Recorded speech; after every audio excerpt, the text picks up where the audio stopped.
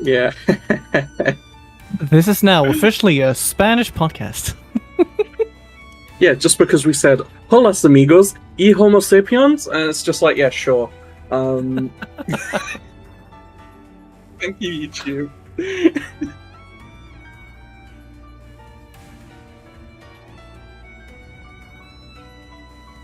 Oh, yeah.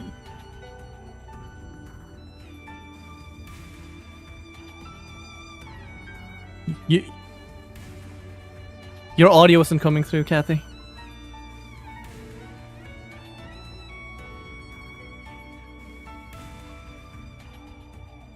Stream Wouldn't be about the first time. default settings changing. We love scuff. It's like every time I open Monster Hunter Wild, it decides to just change it back to like 720p, and it's like, that's cool. Anyway, welcome Sure. back to the podcast where everything breaks because Windows keeps breaking my default settings. Hopefully, Windows auto updates in the middle, so this entire stream becomes corrupted. Wouldn't Yeah. be the first time. Anyway, God. we started a little bit late because YouTube introduced a new feature nobody asked for, and my entire chat was auto-translated into German, which is counterproductive. Yeah. Shoutouts to benefit of YouTube. Benefit of that, though, I got to open my bottle of M.A.I in time, so we win. Gotta see the positives in everything. Yep. Mm-hmm. Damn, this has no sugar in it. Crazy. But yeah. Thanks for the delay, YouTube, because today we have a lengthy headline to go through and a bunch of recent events that So much drama. There's so much drama. it's great. Let's see. I'm gonna open this on the side. So anyway, how are you guys been doing recently and stuff? Well, I don't know about Ratma, but I know I personally opened my wiki back up. See, I'm in a good enough mood to do that again, which is nice. Otherwise, been I'm chill. glad to hear. Finished university finally. Congrats. Finding a job, bit rough. So I'm gonna be real. I might be back in university within the year for my masters. But Oh, like, no. you win some, you Oh, lose God. some. You get the step in between. Yeah. We'll see. If I can't get a job in time, I'll be doing criminal justice for my masters, which is going to be hell, but it's going to be worth it. Hope so. Yep. Hopefully. I would say that this past month, I've had a lot of different good things happen, along with some less favorable things IRL. Yeah.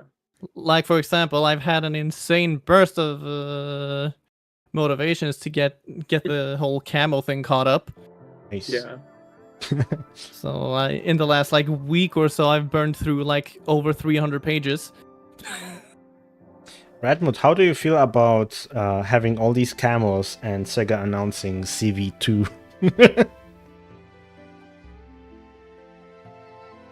I'm gonna be real. So long as they're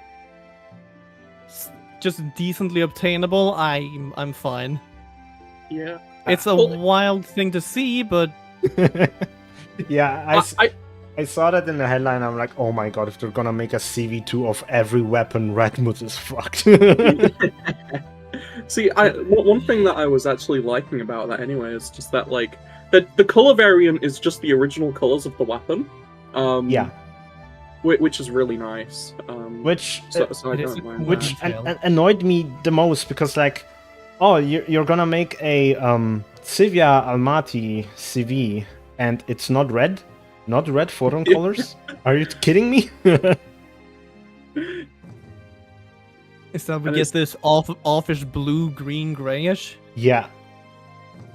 And then Prim Almaty is yellow for some reason. What's my There gold are a prim few CV? weapons that I'm waiting for. I have one of those still, from when they were a thing that could drop. Yeah, no. And the CV doesn't even function that. Does Yeah, it? no, the CV doesn't function because, like, I don't know if any, like, it's not a known fact, but the way color variants work is that they technically have 4 color slots to choose from. 2 of them are shown in the menu, and they kind of dictate the color of the weapon. And then they have 2 for the photon art, colors, but those aren't shown at all. Those are like back-ended, because the entire thing's just handled server side, which is funny. Yeah. So there's actually 4 colors on a color variant. Well, up to 4, but like point still stands.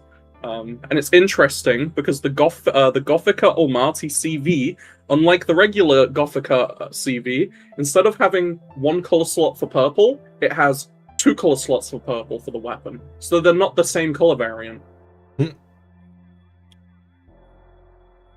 They also made the same mistake for the 2 other slots, so the purple from the color variant is actually more profound. There's some color variant info that I bet you didn't want to know. Yes. Some color variants just get kind of funky, like the Phantasy. It only displays 2 blue boxes. Yes. There's orange in that one. Yeah. Because like the kind of like the ending shine of the photon is orange. The 4th color slot is orange, and then the rest of the 3 are blue. Incredible. And the only way you would know is to use it. Yosh. Such a good camo. But yeah. I finally beaten Octopath Traveler 2 recently, so I'm a little proud of myself. Hell yeah. Hell yeah. Helps that the past 2 weeks I wasn't very motivated to play the game, but I wasn't missing much anyway. I mean, to be fair, the rappy grind did take it out of everyone. Yeah. I made so much Mazita through that, but like that thing wore me out, so I didn't end up playing as much as I wanted to the past 2 weeks. Also, it's like new content tomorrow, so not much of an issue. Also doesn't help that like the LTQs last week wasn't very fun. Yeah. I was a little bit too excited when I saw the mobs that spawned at like the final platform before the final boss, because it looked like Morse code. Then I tried translating it and it's like, oh, it's just random. Never mind. There is it's weird. It's random, but it's not, because it's coherent, but not. I hate it. Yeah. Why? Like, and the fact that it can just spell out NGS sometimes is like, okay, buddy. Yeah, that was my first hunch. Like, oh, maybe it spells NGS in Morse code, because it used to spell NGS in enemy placement. So. Yeah. But like, no, it's just random rubbish. How about if it just spells G? G. But yeah, I did like this week's LTQ a lot. I know it's not everyone's favorite, but the quest point ones, I like those, especially if you just get friends to go into it and just like in a VC, friendly competition is pretty fucking good. And you don't have to perform well as well if you don't want to. You just have to kill things. It's not that hard. It's very much like you can have fun with it if you're in a VC with friends. Otherwise, you can just throw on a video and then just kill stuff as it comes up. Yeah. That reminds me, I still have to use the select tickets from the event. Yeah, get that 100 SG. Yeah, in my case, it'll be 700 SG because I need to use 2 select tickets on the Talus weapon camo because I didn't get any of them. Dang.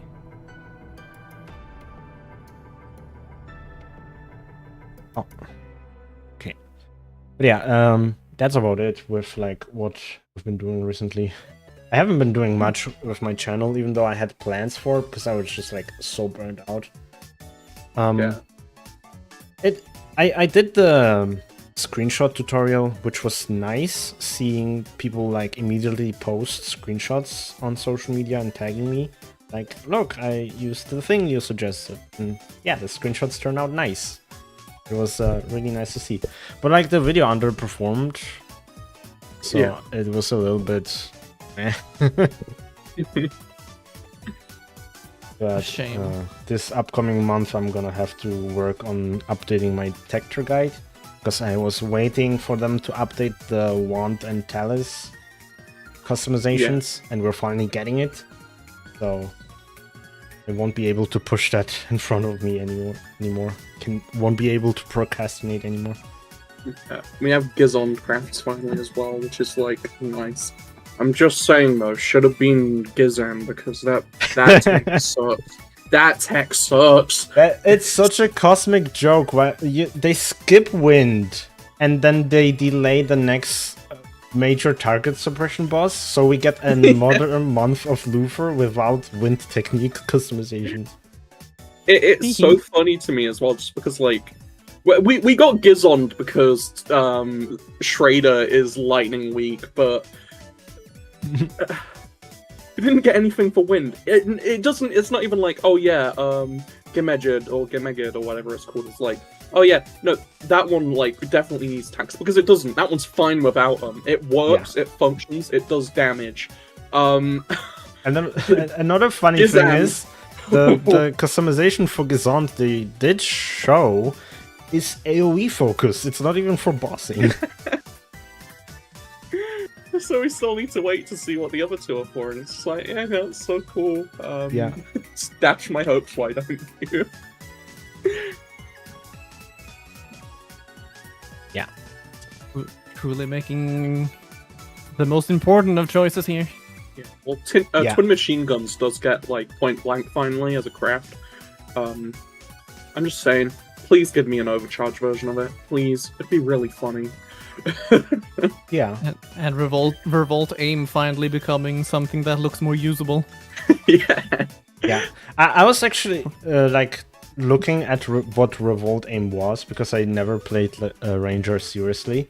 And then I realized, oh, this is just the wind type 0 technique from base. I hated it there, really and I hate it here too. Yeah, it is so bad. Like it is so awkward to aim as well, because you need to make sure you're a specific distance from the target, otherwise it's just not going to hit. And if the target's moving, you can't use it because it's just also not going to hit. It's such a awkward PA to use.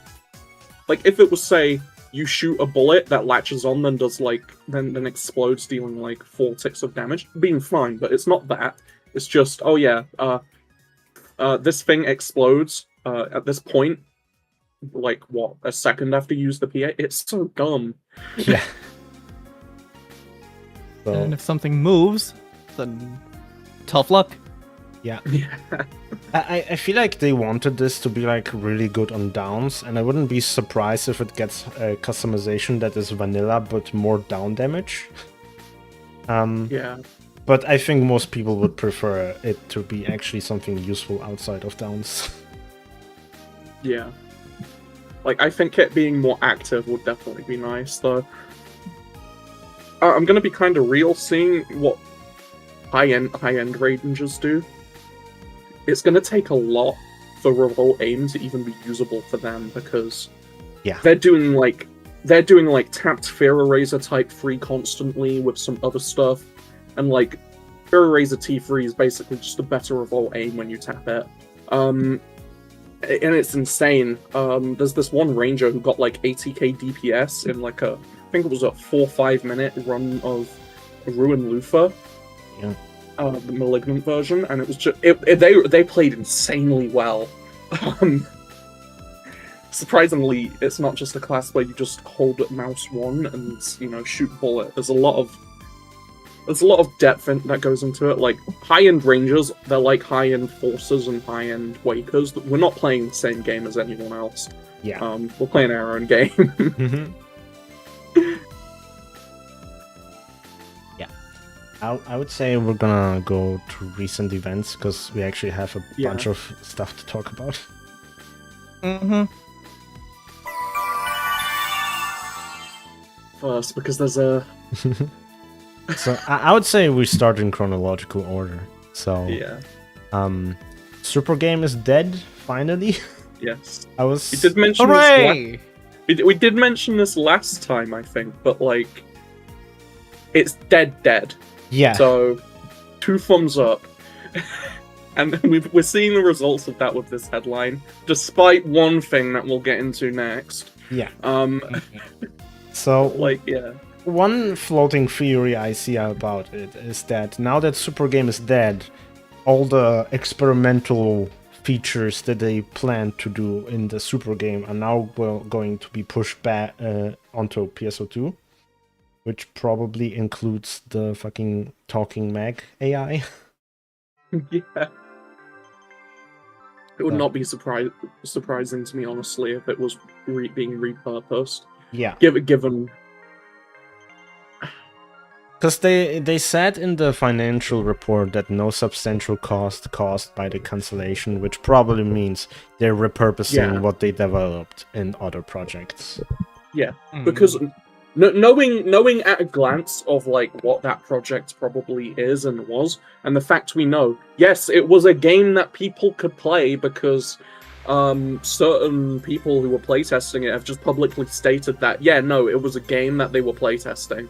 And it's just like, yeah.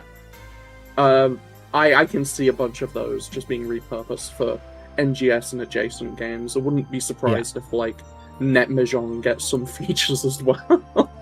You can talk Or to your just, Mahjong like, stones and ask them for tips. Or even the Crazy Taxi MMO, which honestly, I personally thought was a super game to begin with, but it wasn't. That one was just misinfo.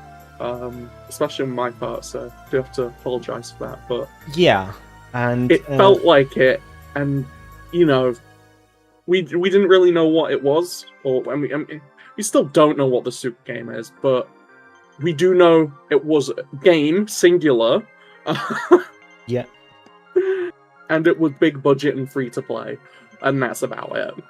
Yeah, and we also know that a lot of PSO2 talent was taken from PSO2 onto the Super Game project, which probably explains why a lot of choices, specifically the Quares exchange for Kaiser, was not executed as well as certain features we already had in base.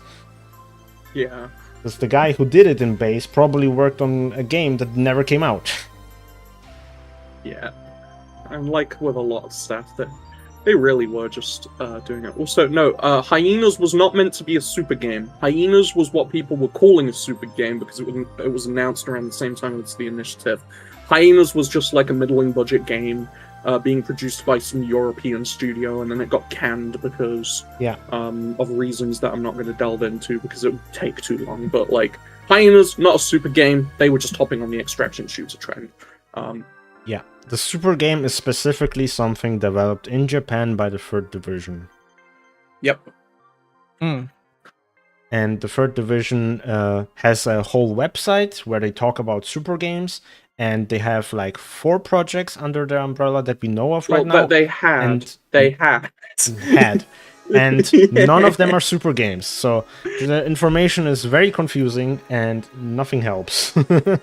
Yeah, like currently 3rd Division are on what? NGS, Net Mahjong, Crazy Taxi MMO, and some 4th thing that we don't know yet because they haven't announced anything related to it. Jet Set Radio. And the Hatsune Miku Colorful Stage. That's what we do know. So I guess 5. I keep forgetting Net Mahjong exists. Because it isn't very present outside of Japan. Yeah. And like, this is a good point to move on to the other one, but no, it's not PSO3. I don't need to say this because like it should be obvious. Why would they be working on PSO3 now? Do y'all know why? Considering how things seem to actually be ramping up now, it would be insane to actually be working on a sequel. They could be starting working on PSO3, but that would mean PSO3 won't come out till like 2031.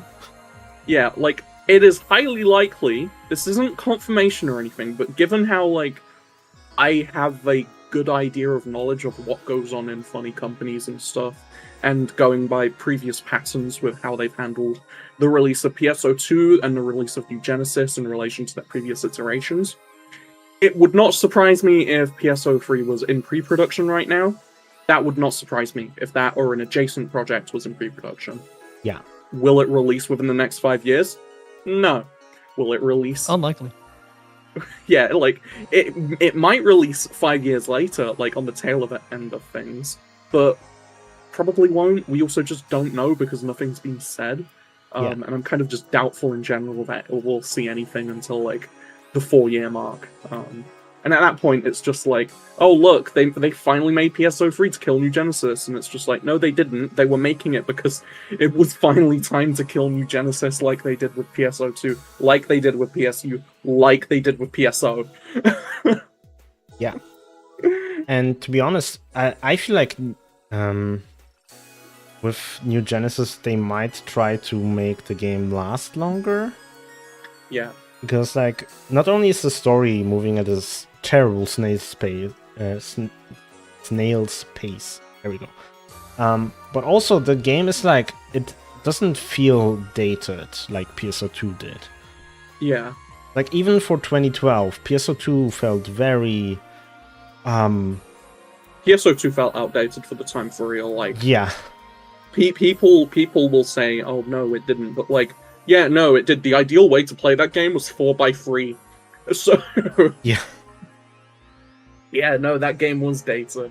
The fact that you could run it on, like, computers from the mid-2000s, and honestly earlier, is really just telling of how dated that entire game was. Yeah. Hell, it didn't even use ATX, so... But yeah, like, nowadays... NGS kind of, like, it's definitely not in a position where it's easily going to be dated, and they can also do what they did with Episode 4 if they wanted, where they did the graphics overhaul. Well, I say graphics overhaul, but Episode 4 had the graphics update, which increased resolution of textures and stuff by, like, not much, but considerable amounts, so... Yeah. Which, if they're gonna do, I expect it to drop at the same time as they do a PS5 native version, if that's ever gonna come.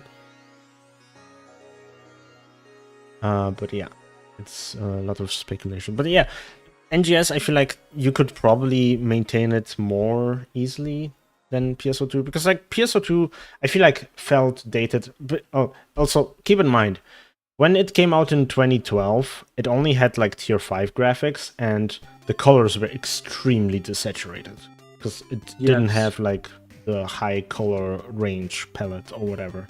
It's, like, specific thing they added in Episode 4 to make the game look more vibrant. Yeah. Like, if you look back at, like, Episode 1 and 3 screenshots, also, slight correction in the chat, NGS is not running the same engine as PSO2. No. I can clear this up really easily. PSO2 is running on a fork of the same engine that Hedgehog Engine runs on. Both of those, like Hedgehog Engine and the engine PSO2 are using, are both forks of an internal engine. NGS, on the other hand, is a fork of another internal engine, which Hedgehog Engine 2 is also running on. So... It's common misinformation because people think, oh, they only have one engine lying around. They don't. SEGA has a team who work on their funny engines, and then the teams basically build it as appropriate for the games that they're working on. And yeah, NGS is running on its own engine. And that's, if you look back on a bunch of the C-Deck presentations that they had, it makes a lot of sense why. And it's also one of the main reasons why, for a while, going from PSO2 to NGS through the block transfer menu was very unstable. Yeah. Because it was changing engines on the fly whilst trying to retain data. It's still a little bit wonky, but I notice it's more stable than before. Yeah. It's a lot more stable. Way less likely to crash nowadays. Yeah. Yeah. It's one of the main reasons they also swapped to DirectX 11 for it. as well, or was it 10? Anyway, whatever DirectX it's using for PSO2 currently, because by having both DirectXs basically be the same, it's a lot more compatible and less likely to crash. So the graphics of the lighting engine change for PSO2 was a necessary evil to get that thing to actually like work. Yeah. And while it doesn't look like it did back then, I think people overblow it looking bad. Yeah, it only really looks bad in some areas, I'm going to be real. Like, Persona's Arena is awful. Most other places, it's like, it has some sort of like glossy sheen on it, but it doesn't look overly bad. It kind of just looks... It looks decent to meh in places. It's not that bad. Yeah. And the bloom isn't what it was in the previous engine. But like 90% I'm looking at it and it's like, this looks fine. Yeah. And I noticed the game also looks better now that I upgraded my monitor to be HDR compatible, so maybe that helps. Yeah, that definitely does. Thinking about it, I can only really think of like 2 or 3 points that are like... I'm not even sure if it's because of the engine or just because it's easier to see now. Because like, for one, NPCs kind of just look way worse if you look at them close nowadays. Yeah, but that's because of PSO2 spec items in NGS engine. Yeah. Like, if they all I wouldn't even say it's the engine either.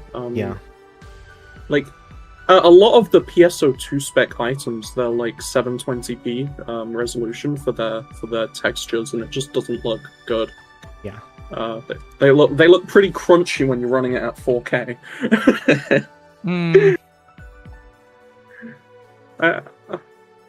It's weird. Yeah. Let's see. Oh yeah, and the Super game was cancelled around October to December last year. So I see some people be like concerned that this cancellation is gonna have negative impact on NGS. But like, if we did have any impact at all, we probably saw it by now. Oh my god, we should have seen... I just had an epiphany. So you know the roadmap? Remember how we just had the AI stuff like announced? Yeah. In the roadmap? Mm-hmm. That roadmap came out after December. Yeah. So it makes sense. It came out in bloody February. Oh god. Yeah, no, that definitely was cancelled like October to December. I think that's like very definitive proof of that. Yeah. Given how it's likely just repurposed for something else. Like you don't even need proof for that, because it's like they say it in the report that they cancelled it in the I think Q3 2026. Yeah, Q3 2026. And in Japanese fiscal years, this is very unintuitive. Q3 2026 means October to December 2025. Yep. Great. Not confusing doesn't make at all. sense, but it works. Asterisk. It just works. If you're used to it, it works. Yeah. I'm used to it because like I'm a financial fiend. Not to say I have stock in these companies, but like I have stock in these companies, and just keeping up with the financials and reading over them is kind of my bread and butter. Seeing people misinterpret it though is like, oof. Yep. Because I understand it's easy to misinterpret it because people just grab a slide and be like, oh well, they said this, and it's like, it's not how it works. You have the actual, like, you have the actual financial presentation, and then you have the financial reports on top of that, and then you have some bits and pieces. So you need to read all of those documents, and then you can form your own opinion of, like, how to move forward as a shareholder. Because that's just how it is. That really is just how it is. Especially since I doubt this PowerPoint presentation was just shown as is.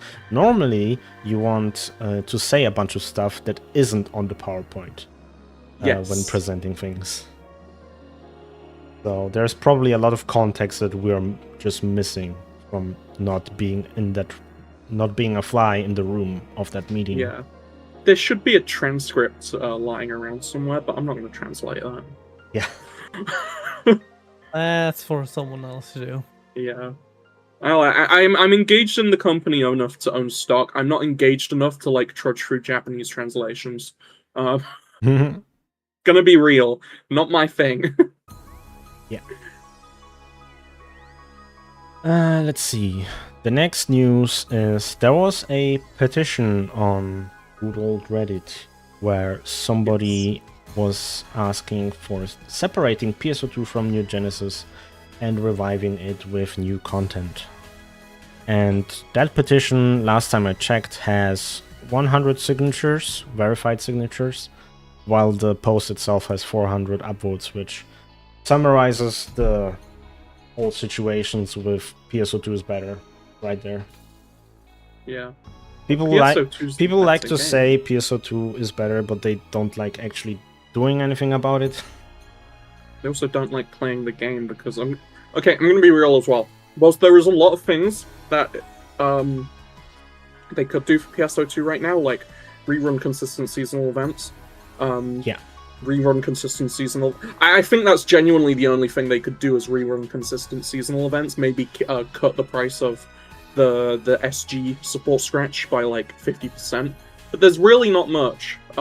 There is not much at all that PSO2 needs to be kind of in a perfect state, but it's also not in a bad state. I think it's often overstated that it's in a bad state just because, it's not getting content updates, but it doesn't need content updates.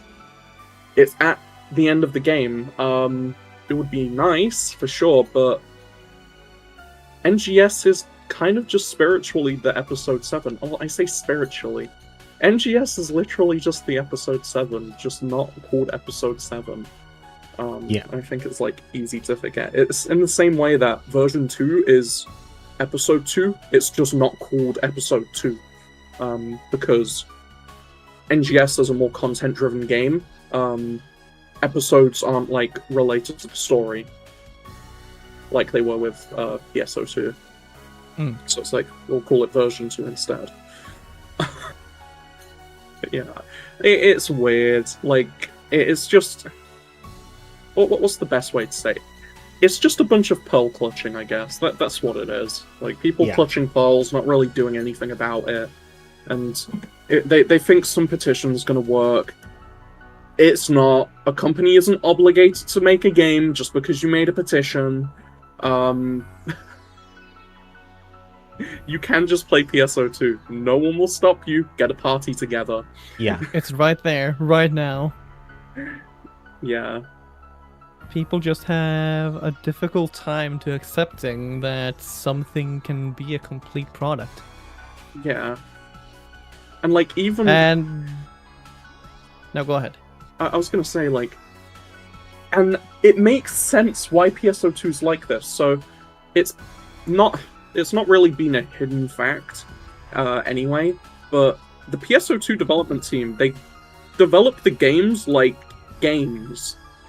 Yeah. They develop them with like a definitive ending in mind at a point.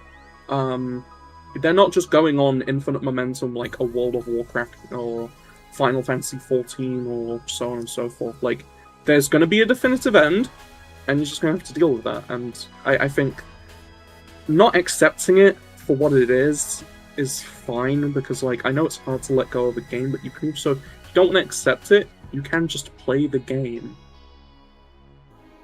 Yeah. Like, that's what you can do. Yeah, and like that's what actually drew me to PSO2 in the first place. Like, the game didn't feel like MMO slop. It felt like an actual console game. So yeah. It was kind of what NGS has grown into as well.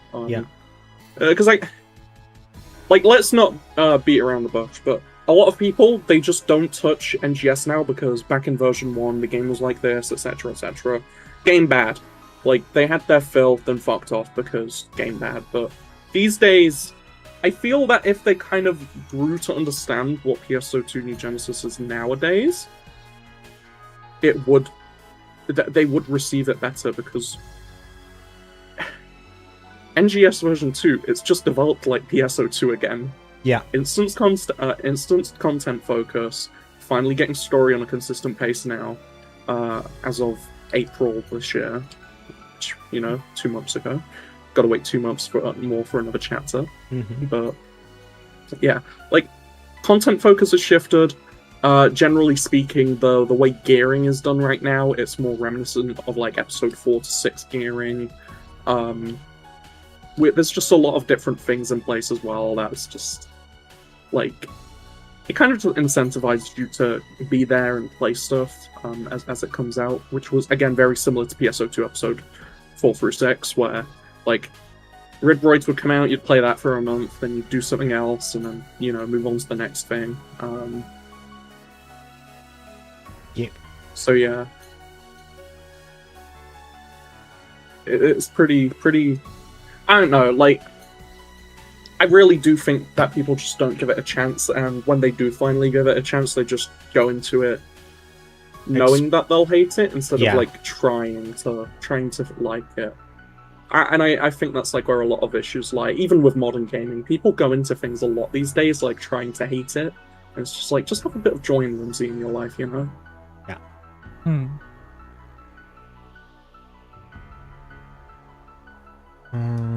Did we want to say something? I would say... Yeah. I was going to say, like... While I still say that I prefer... Like, if someone gives me the question of which one do I prefer between PSO2 and NGS, I do still prefer PSO2. That's not to say that I don't enjoy NGS. Yeah. Yeah. But I can also understand that the game is done. It wouldn't make sense for them to put more focus on it currently because it's done. Yeah. I feel as well PSO2 is currently in the state. If they are to do anything with it, it is going to be not good. Currently they have kind of like a perfect balance set up for an end game where you kind of just hop between 3-4 different things. I think if they were to add to that, they could very easily break everything. And not only just break everything, but like further break class balance, weapon balance, and all that stuff. And would be personally, look, just leave it in the state it is in, because it might not end up going down well. Yeah. Especially with how volatile class design is in that game. Jesus Christ. Yeah, if I had it my way, I would buff a bunch of shit to like reduce the over-centralized meta around Luster. But I feel like a bunch of Luster players would hate that probably. Yeah. So, yeah. That said, I do wish that they would have at least tried to have like at least some final bits of QOL and like just in general bringing the two experiences between global and Japan to be more similar. Yeah, that's... Oh, we can touch on that thing now. Actually, yeah, that was said in the. That's what I was gonna say. That we were actually gonna mention it because, like, we mentioned it last month, but we actually have a new moderator now. Community manager. Community manager. Yeah. And we gave her a bunch of suggestions for PSO2 specifically to make it a little bit better for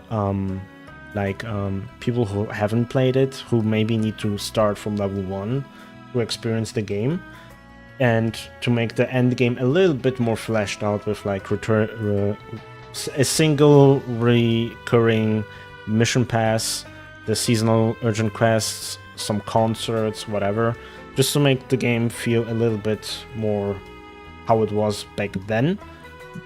Mm.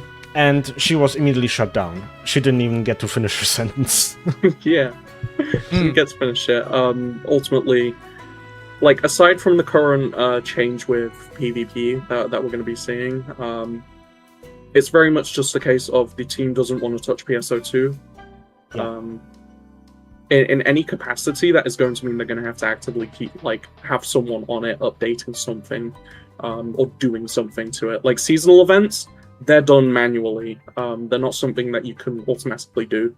Concerts, again, you have to manually set them up. Whilst it does sound very easy to just have one person update it every month or two, it's not really something that you want some guy to just be perpetually stuck on every month or two. Yeah. When they could be doing something else. And that's also a thing. Like you see a lot of people complain about the M.A.I thing, that you're spending your resources on this instead of something else, which would have probably benefited the game more. It's like you would probably get a bunch of NGS only players say the same thing about supporting PSO2. Because Phantasy Star Crew is not a big team, unfortunately. And especially nowadays, they're not as big as they were in 2019. So, yeah. Yeah, thank you, Super Game. Exactly. Wonder what did that. But yeah. I can't stress it enough how glad I am that the Super Game is fucking dead. Yeah. Also, I was noticing stuff about content pace and whatnot in the chat. I actually have a little funny info thing that I made as well earlier this month. I was kind of weighing, because it's always good to have this kind of knowledge around, but I made two things. There's an NGS content map and NGS feedback Q&A. When it comes to PSO2, the content rollout was a lot slower than NGS. I will just flat out say that. When it comes to PSO2, slow content rollout. When it comes to NGS, it's been consistent about it. There has always been something to do every 2 months. Or even every month, especially in the past 3 years. There were a lot of times in PSO2 where it was just dead period 3 months. Maybe you'll have a seasonal at the tail end of it. I don't think I don't think enough people these days, because obviously enough people haven't gone through JP, really understand how long some updates took. And then other times you had updates where the main content feature thing was not, in the case of NGS, where it's typically outdated within the month afterwards or the month afterwards. It was outdated before release. Ultra hard free fields in PSO2, those were outdated on release. No one did them. Yeah. And due to how they had content set up in PSO2, that was a common occurrence, especially in the earlier free fields, and then ultra hard free fields in general, actually. Yeah, you can. If you go dumpster diving into bumped PSO2, you can actually find surveys from 2019 or whatever, where they were asking people how they enjoyed the ultra hard free field for Kuron, and then there's 59% hasn't even touched it. Yeah. Nobody was playing it because it was outdated, because they would release ultra hard urgent quests with infinitely better drops before it. And they dropped the same stuff, but one did it better. Yeah. So people would be like, what's the point? We'll just wait for the next ultra hard urgent quest. And that's what they did. Yeah. And it was like that for an entire year until the Evangelion collab finally just took hold for 2-3 months. And then, trust me, you guys have it a lot better in NGS than you do on JP. PSO2. At least in terms of playable content. Yeah. God, this is just reminding me of that episode 5. Just be glad you didn't have to go through JP episode 5. Global episode 5, absolute treat. JP episode 5, awful. Yeah, if y'all want to check it out, I'm throwing it in chat. Oh, that link looks sus, but nah. Oh wait, that's not the updated one. I don't care enough. Okay. But yeah, I think we can talk about the M.A.I now. Last bit of the drama. We still have one news to cover, and it's apparently a breaking news because it was posted literally yesterday. The guy who leaked the short Jet Set Radio trailer that never released came with a new leak. And for some reason it includes Ace Attorney info, even though that's not a SEGA IP. Yeah. And apparently it says Phantasy Star Online 3 is in development. Yeah, we touched on that a bit earlier. And it's just like, and it's not. In case the Ace Attorney stuff didn't make this leak unbelievable, another thing that makes this leak unbelievable is that it says that they consider a femme main character for Persona 6, which is kind of weird because they skipped the female main character in Persona 3 remake. feels like Atlas doesn't want female main characters. Yeah. It's like the PSOU leak that came out last year. It's just like anyone can use their keyboard, just like slam it with their fist and make a leak. Yeah. I wasn't even aware of that one because the person who leaked it didn't post it in the New Genesis subreddit. Only posted it in the PSU subreddit. But yeah, that felt very much like, hehe, I don't like New Genesis, I'm just gonna dunk on it. Yeah, like, bros, the PSO2 New Genesis team, they look tired and happy working. Kimura's there with a riding crop just beating anyone who steps out of line, and it's just like, yeah, no, this looks like bullshit. Like, the PSU leak, that one was awful and funny. But, like, this one is just boring. Like, come on, get new content, am I right? Yeah. Fate used to be believable. Yeah. Look, I'm just saying, 5-6 years, PSO3 will be out, or another project that's PSO related. So you don't need to wait that long. How do I know this? Because I have the power of foresight and educated guesses based on how this company operates. Yeah. Don't need to be a genius to leak a game. Just need to know what's up.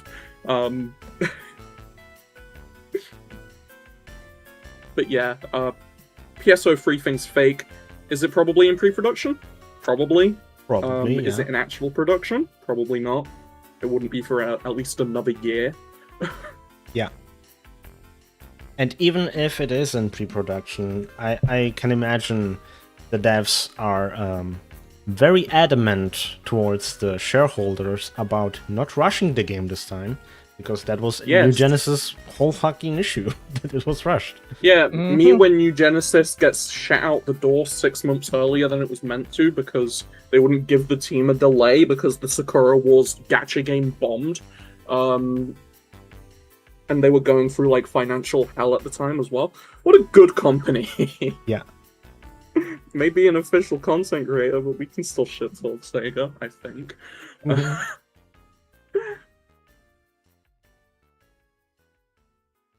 Okay, To be fair, Hamazaki does look like he's about to fall asleep. That's just how he's built, unfortunately. Yeah, Some Hamazaki's been like that for years. Some Also, people he's not just the look director sleepy. anymore. Yeah, Hamazaki's been like that for years. But also, he's not even the director anymore. He's not been the director for 3 years. He's the series director. He's in charge of stuff like collabs, general direction series goes. So he'd actually be responsible for greenlighting a theoretical PSO3 as well. It's like a corporate position. Yeah, more or less. Which is why we Yeah. I was going to say, Kimura, on the other hand, he'd actually have like an active role in game development. Yeah. Because that's his thing. So he's the series producer. So this is something I know for a fact. If you dislike Mars because it's not as cool as AIS, you have Kimura to thank for that. Yes. Because it was his decision to make it a Dendrobium-inspired thingy around your character instead of a mech you enter. Yeah. And yeah. Yeah, like when it comes down to MMOs as well, just to I've said this many times, but I'll say it again just to make sure everyone's aware. But MMOs, online games, all of those, it's not often the role of the it's not often the role of the director to direct the content more than it is the producer. It's weird. Yeah. I'm not going to get into it because it's long and thingy, but Kathy has a video on it. If you want to plug that. It was that episode 5 one, kind of, where you go over everything. Yeah. From episode 5 to New Genesis. Yeah. I picked up all the puzzle pieces I could find to, like, make a cohesive timeline of how New Genesis came to be. Because, like, turns out the backlash for episode 5 was a very important event that shaped New Genesis immensely. You want to know why we have NGS headlines where somebody talks to us about the updates instead of the podcast style show we had with PSO2 Station? It's because people fucking were toxic towards developers when the backlash happened. So they just checked out, and now we have this. Yeah. Also, I'm going to be real, that was happening for ages on PSO2 Central. Anytime they would say something on that show, 2channel, 4channel would just pick it up and just start ragging on them instantly, even before episode 5. So it's no surprise it's gone. This community has always hated the director and producer for whatever reason.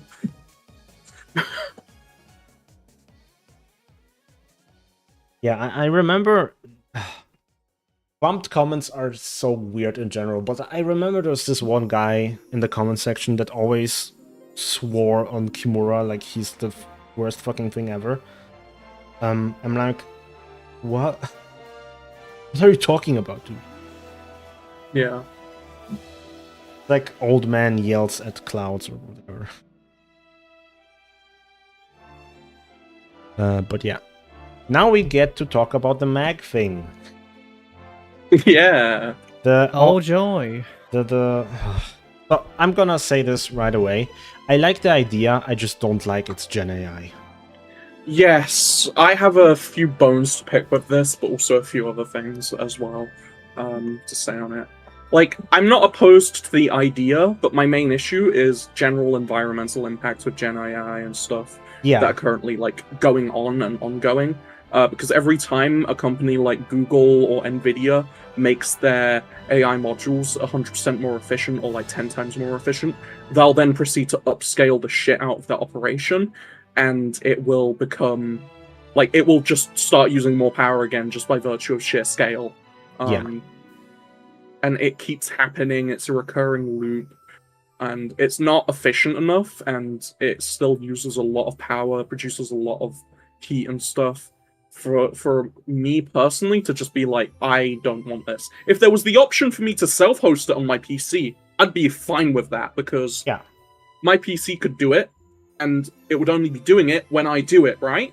So it's more environmentally conscious in that sound, because it's not in some warehouse with a bunch of just idling machines that occasionally start whirring when someone asks it, how do I make pizza? And then it tells me to put glue in my pizza for more stringiness of the cheese.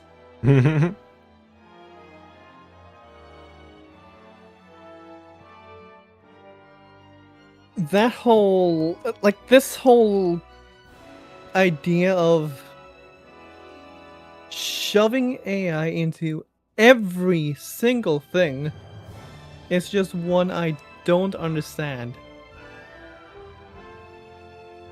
Yeah. Also, I think it's important to point out that it's a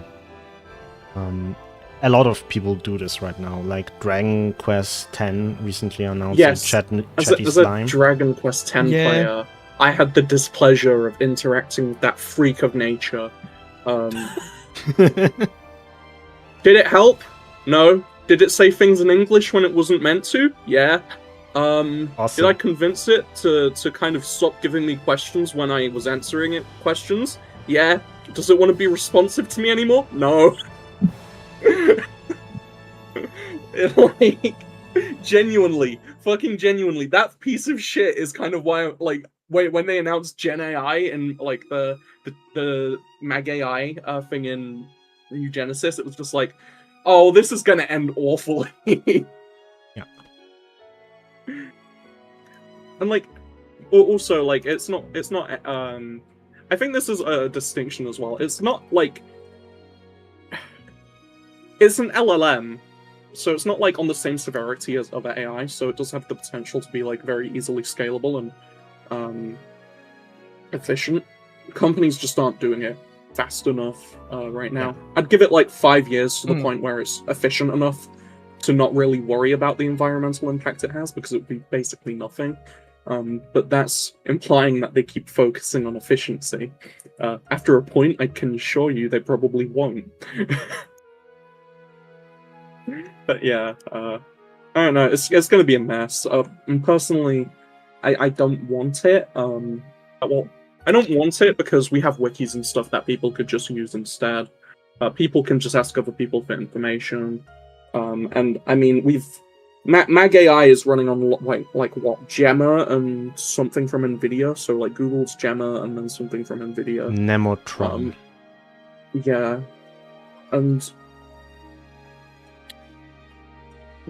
Gemma is kind of like why Gemini is the way it is, or partly why. And Gemini already gets so much wrong about PSO2 NGS that is ridiculous. So I don't have high hopes for how it's going to play out in the game. There is one interesting thing though that we did get from this, and that's the company's policy on Gen AI in their game development.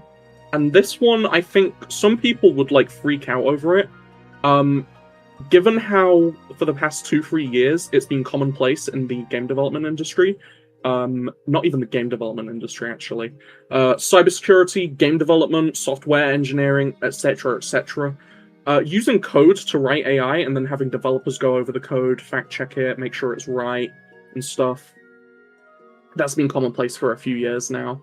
And they've just confirmed, yeah, we've been doing that so that we can focus more physical endeavors on creative efforts. Yeah. So it's basically focus less on the code, focus more on the creative aspects, which honestly can also indicate the fact that like there has been increased content production on top of that. So it's kind of like cost saving, etc., etc. Yeah, like that's industry standard at this point. I'm not really gonna rag on it because as long as AI, like assets and stuff haven't been generated with AI, I'm chill. If it's the code, sure, because I think that if there's one thing we can kind of just universally say that AI is good at, it's good at coding, provided you are a developer and you know what the code does, so that you can like make sure it works and also make it more efficient if you're able to. And I think that's the only thing it's really good for these days. So I doubt that YouTube is written entirely by AI. Weird. Like there are some AI-driven productivity features that are pretty decent. Like in video editing, for example, there is an AI noise suppression, so you can tick that and it'll automatically disable all the noise. You don't have to do anything. Doing this manually would take you hours. So yes, that's a nice feature, but that's also locally hosted feature. You don't need an internet connection for that, which makes it even better. Yeah, and it kind of gets back to the main issue of AI. It's kind of just like more things should be locally hosted at the request of the user. I mean, I have a 5060 Ti. This thing has 28 million teraflops or some shit that allegedly can use AI, and it's just like, they won't let me because they keep doing it online. We can't trust the people with the tools. We need to observe it. Like Conman says in chat, as an AI, as a development, I can't speak. As a developer myself, we look at AI tools like a crowbar. If you get, it'll get you in, but you got to do the fine work yourself. And that's what it is. Like for coding and all of that, it's how the medical industry have been using it for like decades now, and all of that stuff is really useful, and there are benefits. Like, I'm not going to jack off AI that much, but it does have tangible benefits. The issue just comes with how it's typically implicated. Not implicated, implemented. There we go. Anyway, what I'm saying is, SEGA, make it locally hosted as like an alternate download, and I might fuck with it, because that would kind of fuck. Other than that, I'm not going to use it. Yeah, I have zero plans of touching this thing Yeah. as it is. I'm gonna. However, Both because I have no use for it, and also Yeah. I don't want to give them any positive data on it. Yeah. yeah, like personally speaking, real quick, I would suggest highly everyone, if you don't like it in any capacity, or just like in a single capacity where you don't like it, don't accept the task to unlock it for the month. Don't use it. Don't touch it. The less people that use it, the more of a chance it will be that they'll just kill the thing off entirely. Or if they don't kill it off on JP, they'll at least kill it off on global. Yeah. Because that is something that they can do. And when they make a survey, or if they make a survey rather, make sure you give them a detailed answer that you do not want a data center fueled AI model in the game. If anything, run it locally or something, or have a local server that hosts it instead of a fucking data center in the US that makes, I don't know, Detroit even worse place to live. Like, we don't need that. There was also one thing that I was going to say. If they really want to have it be online hosted, and if they are going to go further with it, and this has been brought up numerous times, just make it work for decoys in creative space. I think that if they are going to go further with it, they might as well just do that. Give the option to assign a personality trait to a decoy, and then just give people the add some tags to it for like how their personality is as well, and just a bunch of other stuff, and just like kind of let people make their own rudimentary chatbot in creative space using their own NPCs or own characters rather. And it's just like that is an interesting use of it that makes sense why it would be online, but M.A.I being online, there's no reason for it. Yeah. Did you want to add something, Rackwood? Not really anything more on this over what's already been said. It's like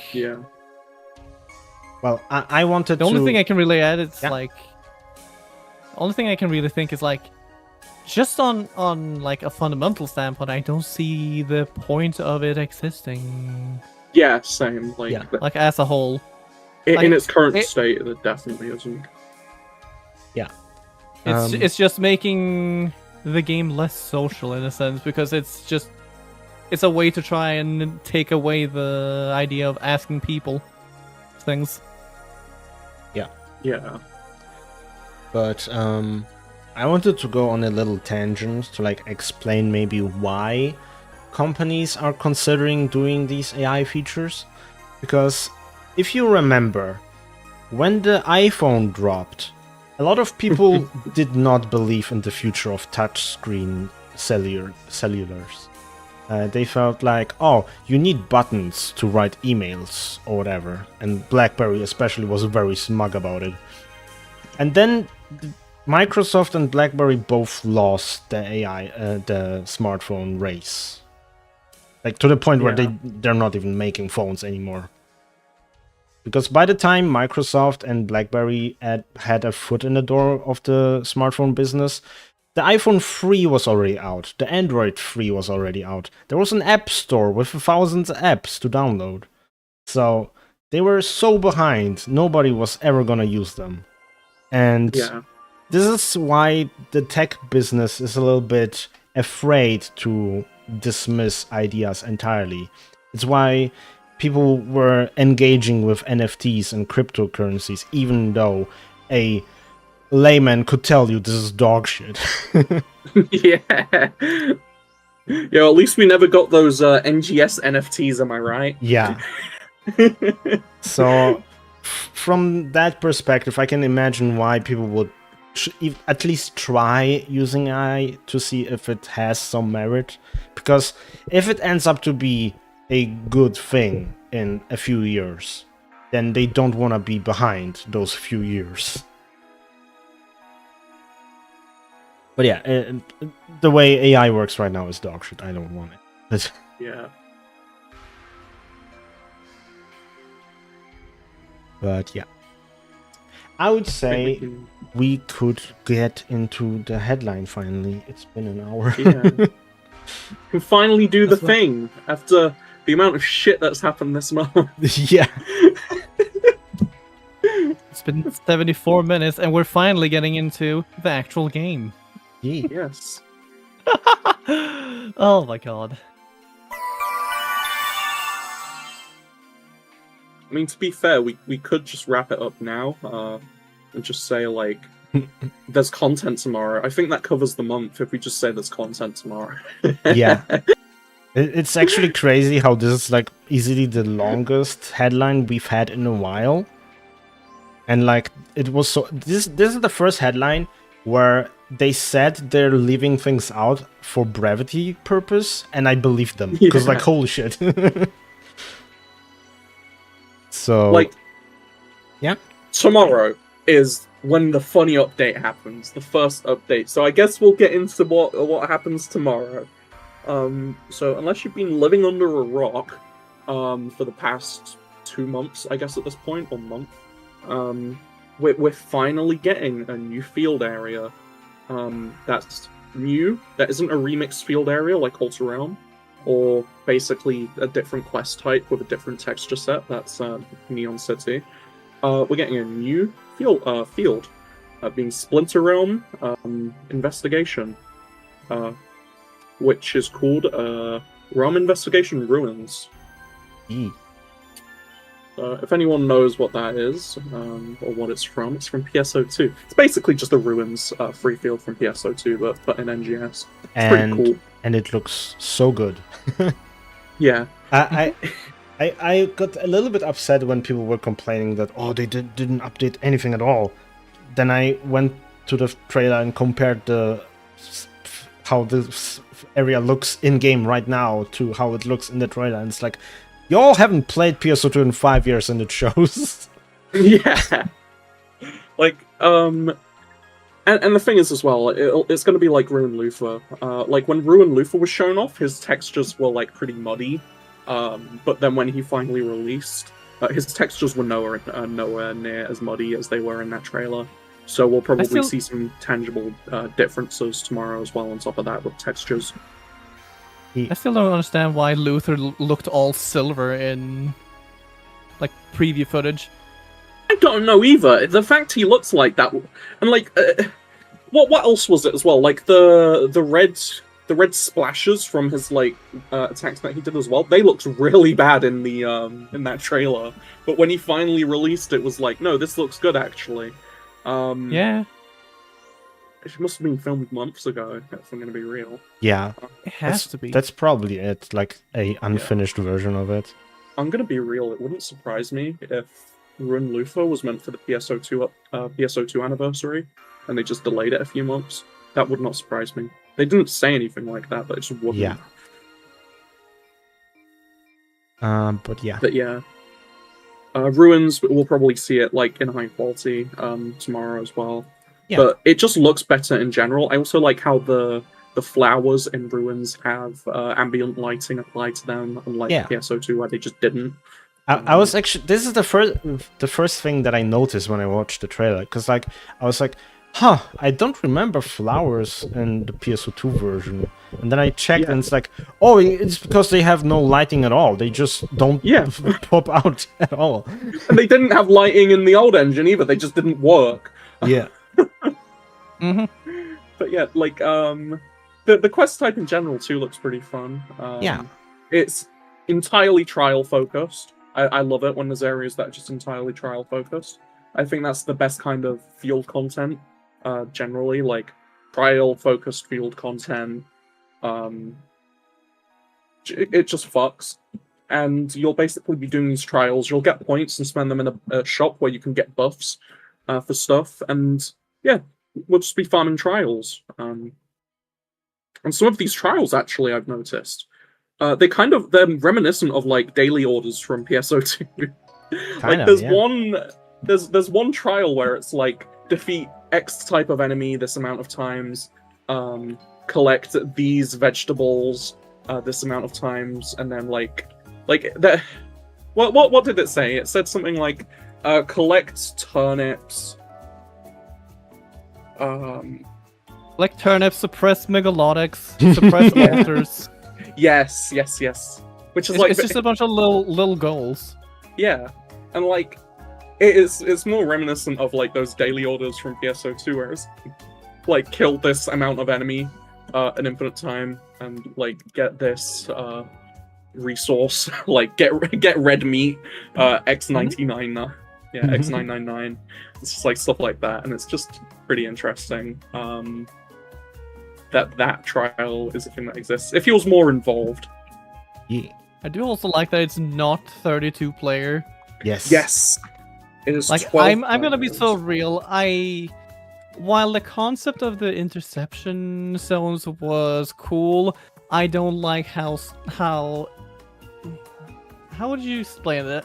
Just how too much it became with 32 people. Yeah. Yes, I have something to say on that as well. Like, my main issue with 32-player areas is I don't think that, like, they're good for more casual players because you can kind of go in, just hit shit, and be done. But for people who want to be more engaged with the game, it's not nearly as engaging. You just follow the murder blob and watch numbers explode. Yeah, and like when it comes to oh god, what was that? Oh yeah, when it comes to Inception sectors as well, they're balanced around having a party of 8 people. So like 8-player scaling is ideal for it. So the fact that there's 32 players, say if like 20 people aren't doing anything, you just have such skewed scaling, even if 8 people are putting in the work at that point. So it's like you're just more efficient most of the time going in with 8 people, going out after that, because again, it's it's made for 8 people and yet 32 players. So I'm just glad that Ruin's investigation is 12 players, because it's not going to be nearly as overwhelming. There's not going to be people flying everywhere, and so on. And also, my biggest issue is that it being 32 players meant if you went there, it didn't feel good because you're in a 1 out of 32 player zone. Yeah. And that kind of just indicates to you that you can't do shit there. Because... Yeah, I was gonna say that. Like, it feels less discouraging to enter a 12-player area alone. Yeah. Or even with 2 or 3 people, even if the content is balanced around 8 people. Yeah. Then it is like enter a 32-player area, and it's like, oh, I'm the only person here, huh? Yes, that's why I don't mind going in a combat sector with like just myself, because it doesn't feel that bad. But I go like, if I want to kill high AMs right now, who's only in the Tundra Inception sector, it's just like, yeah, it's not good. Yeah. Anyone chasing titles in the interception sectors nowadays, I'm so sorry for you. Yeah. Yeah. I still have titles for both Retem and Quaris that I never finish in the interception sectors. I have thankfully done them because I actually really enjoyed the concept of interception sectors, aside from just the fact that like 32 players is what you need for them, or not what you need, but like what people want. But they also just felt really bad when like 20 people just came in with freebie gear and clearly not putting in the effort. They're like just holding rifle normals, and it's like, oh, this guy took 12 minutes to kill. That's cool. I could have seen another high Renus by now if that didn't, like, if these people weren't doing that. So I just ran them in like pre-mades with multiple alliances. That is honestly what was my issue with Lucille when they updated it back in December, I think. Because like Lucille is casual content, but it relies heavily on people at least having some game knowledge, like you need to combine Potency the and multiplier as well. You need to know how to step dodge when you get a step dodge multiplier.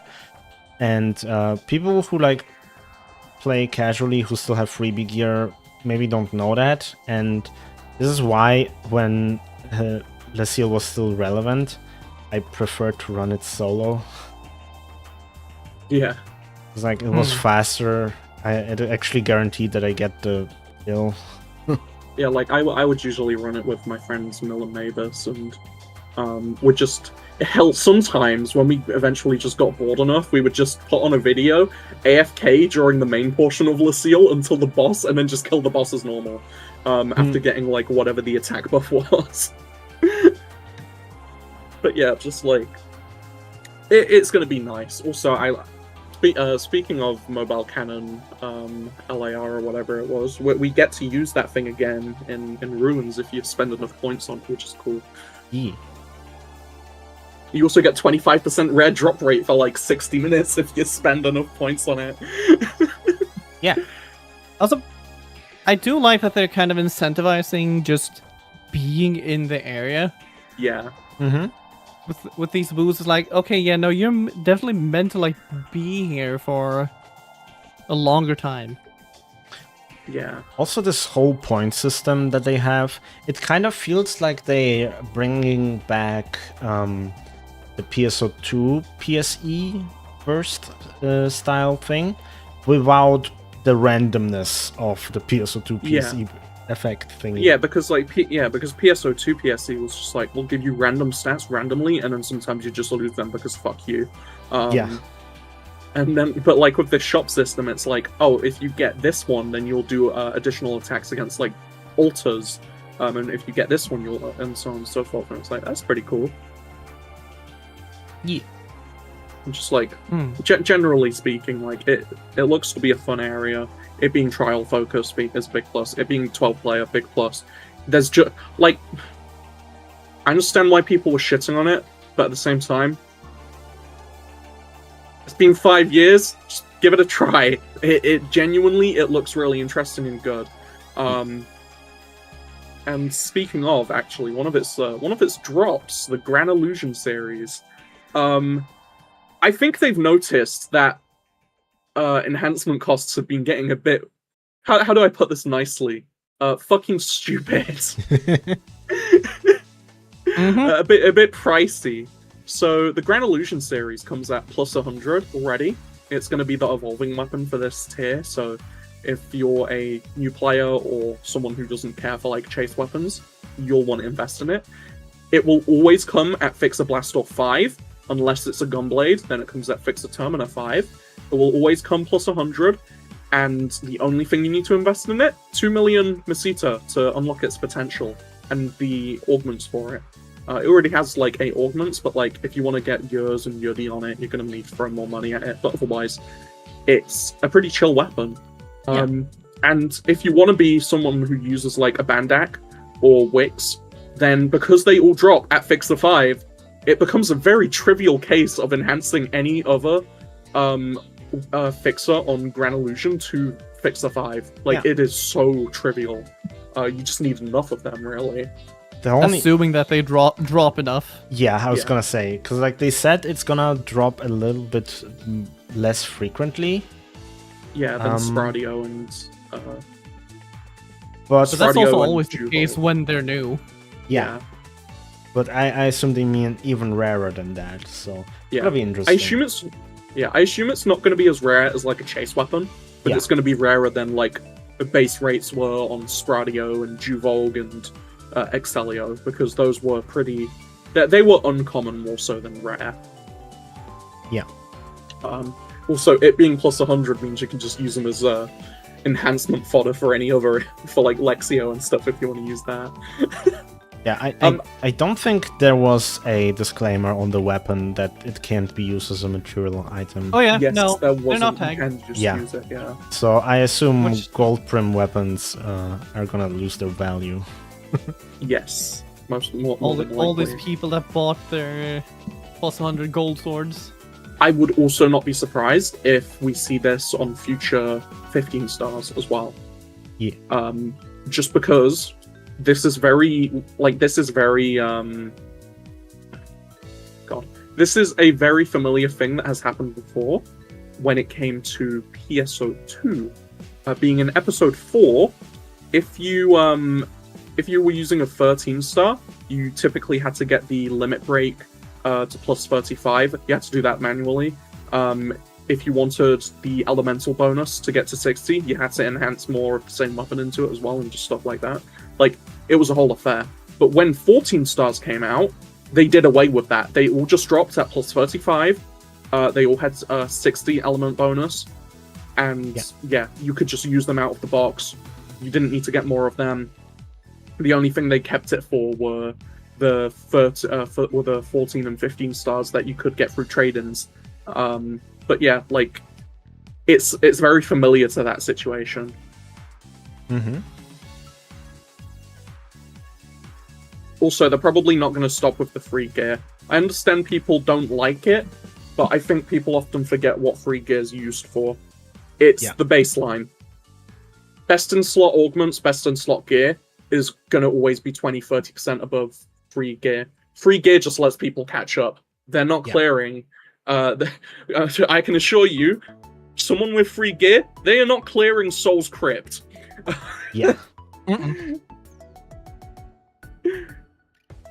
Like, I'm gonna also assume that the new gear dropping at plus 100 and all that will hopefully incentivize more people to actually move. Yeah. Yeah. Because that is the problem that both PSO2 and New Genesis had, that like you drop a weapon, a cool new weapon. Let's say you're not someone who goes on wikis, so you have zero game knowledge.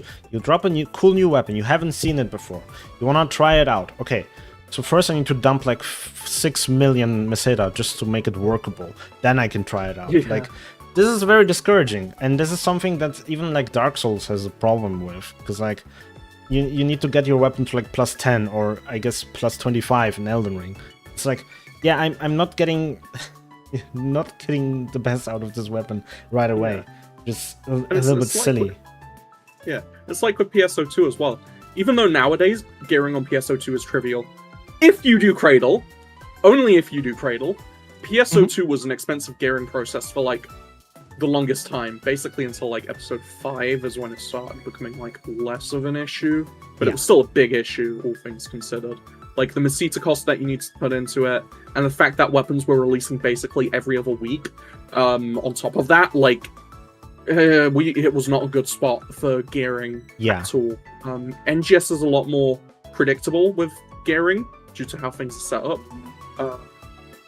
So we can kind of... It's very easy to just be like, okay, here's the freebie weapon. If you have gear, use it. If you have gear, don't use it. If you do... I can't speak. If you don't have gear, use the freebie gear. If you do have gear, you don't use the freebie gear. Like, I have Alexio and Elvalto, all BIS, on 2 separate characters now. I don't need the freebie gear at all. I like, after the end of the week, when I transfer my main character back to ship 2, I'll have BIS on 2 ships. I won't need the freebie gear. But like someone else who doesn't have that luxury, who's just coming back, they'll use the freebie gear. And then what do they do with the freebie gear? They'll use it to get a Grand Illusion weapon, maybe Alexio if they're lucky, and then grind together a Volto armor. And that's kind of just it. Like, it's a stepping stone. Which, by the way, if you're looking into gearing right now, Alexio is a safe bet, because that's gonna get an upgrade later. Yes. Grand Illusion is also a safe bet, because that's gonna get an upgrade later. We're not. And Grand Illusion has the free transfers. That as well, yeah. Also, in case you're wondering, Grand Illusion is gonna be rare. It also gonna introduce EX3 augments, which are finally here. But in order to make EX3 augments not as rare as Grand Illusion, they're also gonna drop Clerodin weapons with EX3 augments. Yes. Which... So if you have, I think they're 11 stars or 12 stars? 12 stars. No, Clerodin's 12 star, yeah. If you have 12 stars on your auto cell, because, you know, too many Cleridims with EX2s have been dropping for you. You want to uncheck that box. Yes.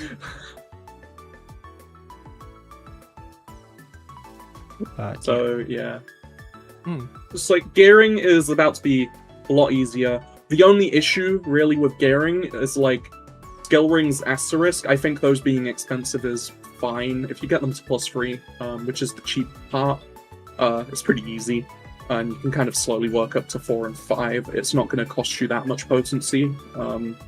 Also, but when it comes to your armor as well, armor's like 2 million, 2.5 million a piece. So getting like 3 of those together just slowly over like a month, because I think we get about 3 million Masita from just dailies and stuff every week. You can do that very easily without grinding Dex. And if you want to grind Dex, that's like 2-3 hours in Dex to fuck all.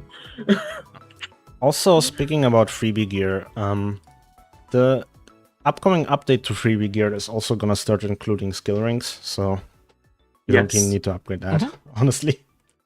Yeah, like you're going to get 2 skill rings. I'm going to guess they're going to re-release. Well, I say re-release. So currently, Simple Guard isn't actually like freebie gear in the same way that Epith is.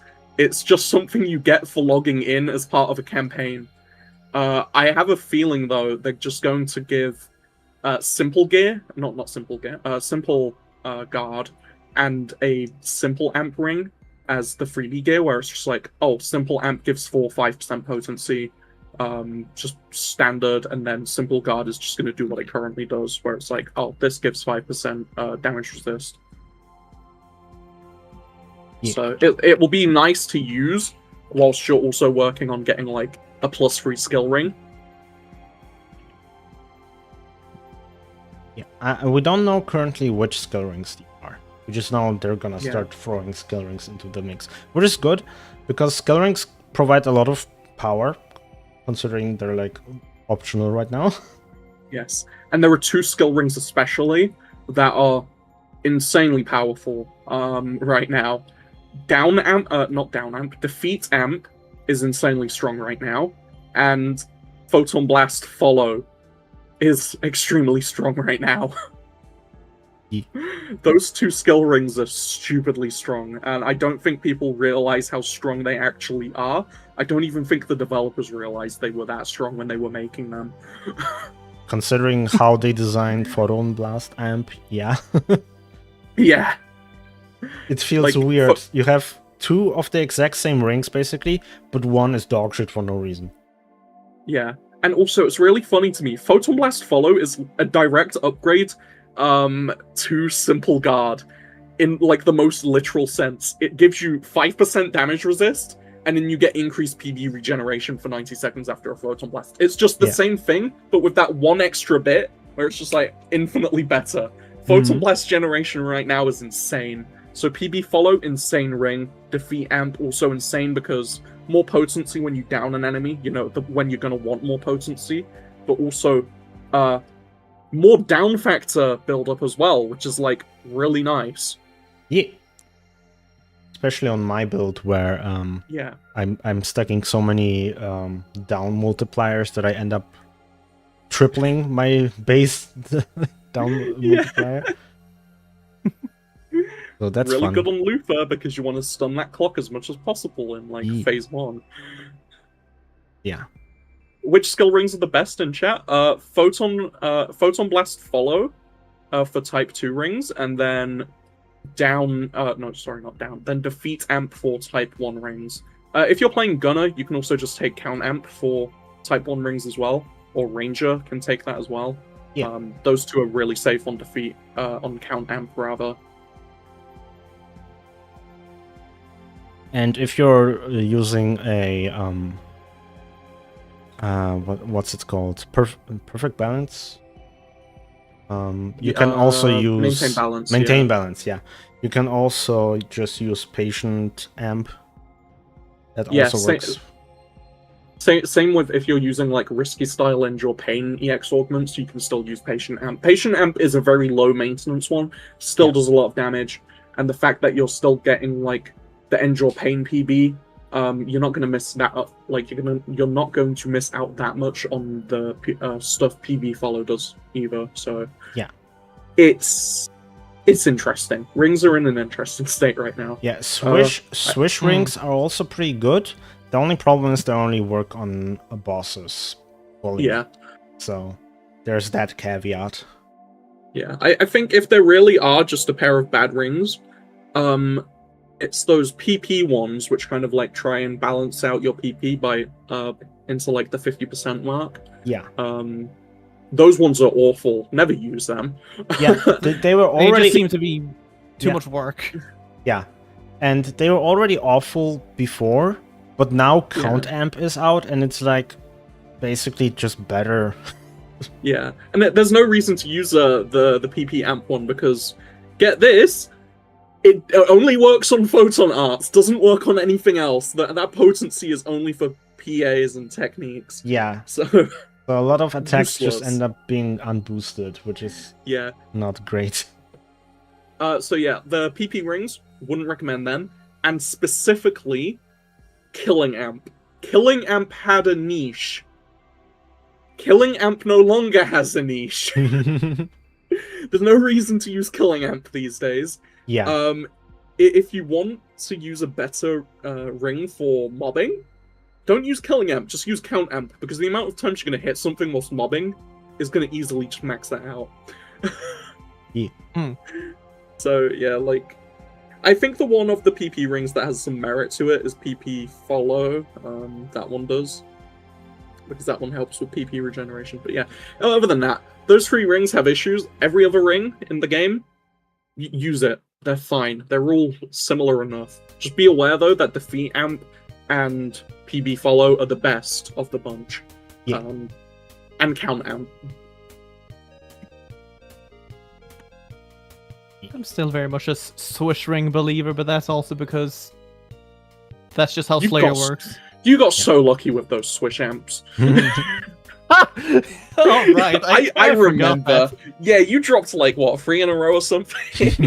Yeah, I got them very early. And I've kind of just been sticking to them since. Yeah. But that's just because they mesh perfectly with Gunblades. Yeah, Swish Amp is still very, very good.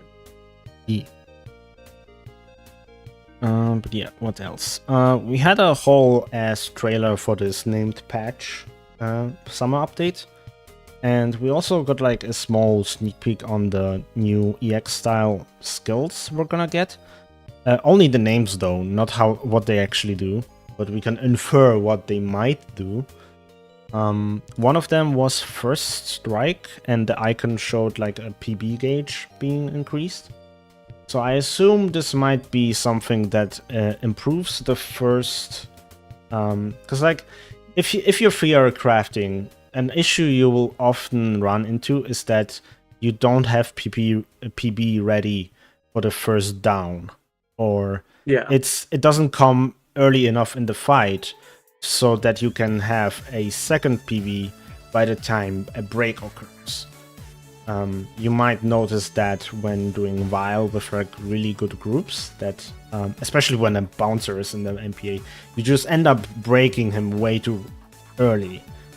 So I think First Strike is gonna try to fix that, where the first attack you land on an enemy will fill your PB gauge by a certain percentage. Yeah, more than likely, yeah. Yeah, and the other one, I don't remember the name, but that... Blast Echo Quick Trigger. Yeah, I have no idea what that will do. I'm gonna assume, just looking at it, I feel it's like something about making the echo attacks, I guess, happen more often, possibly.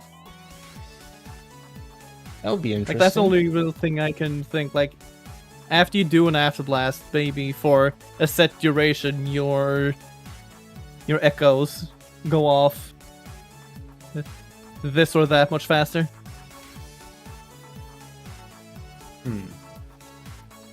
Maybe it's like during the echo period, the automatic follow-up action has a shorter cooldown or something like that. Yeah.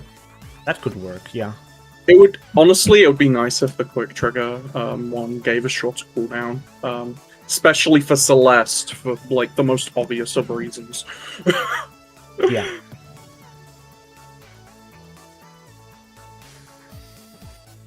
Speaking of Celeste, I find it kind of funny how on Tector at least they buffed it through a very backhanded way, because one of the tech arts customizations they showed was for Wand, and it turned Wave Crash into a chargeable attack, so that makes it Celeste compatible.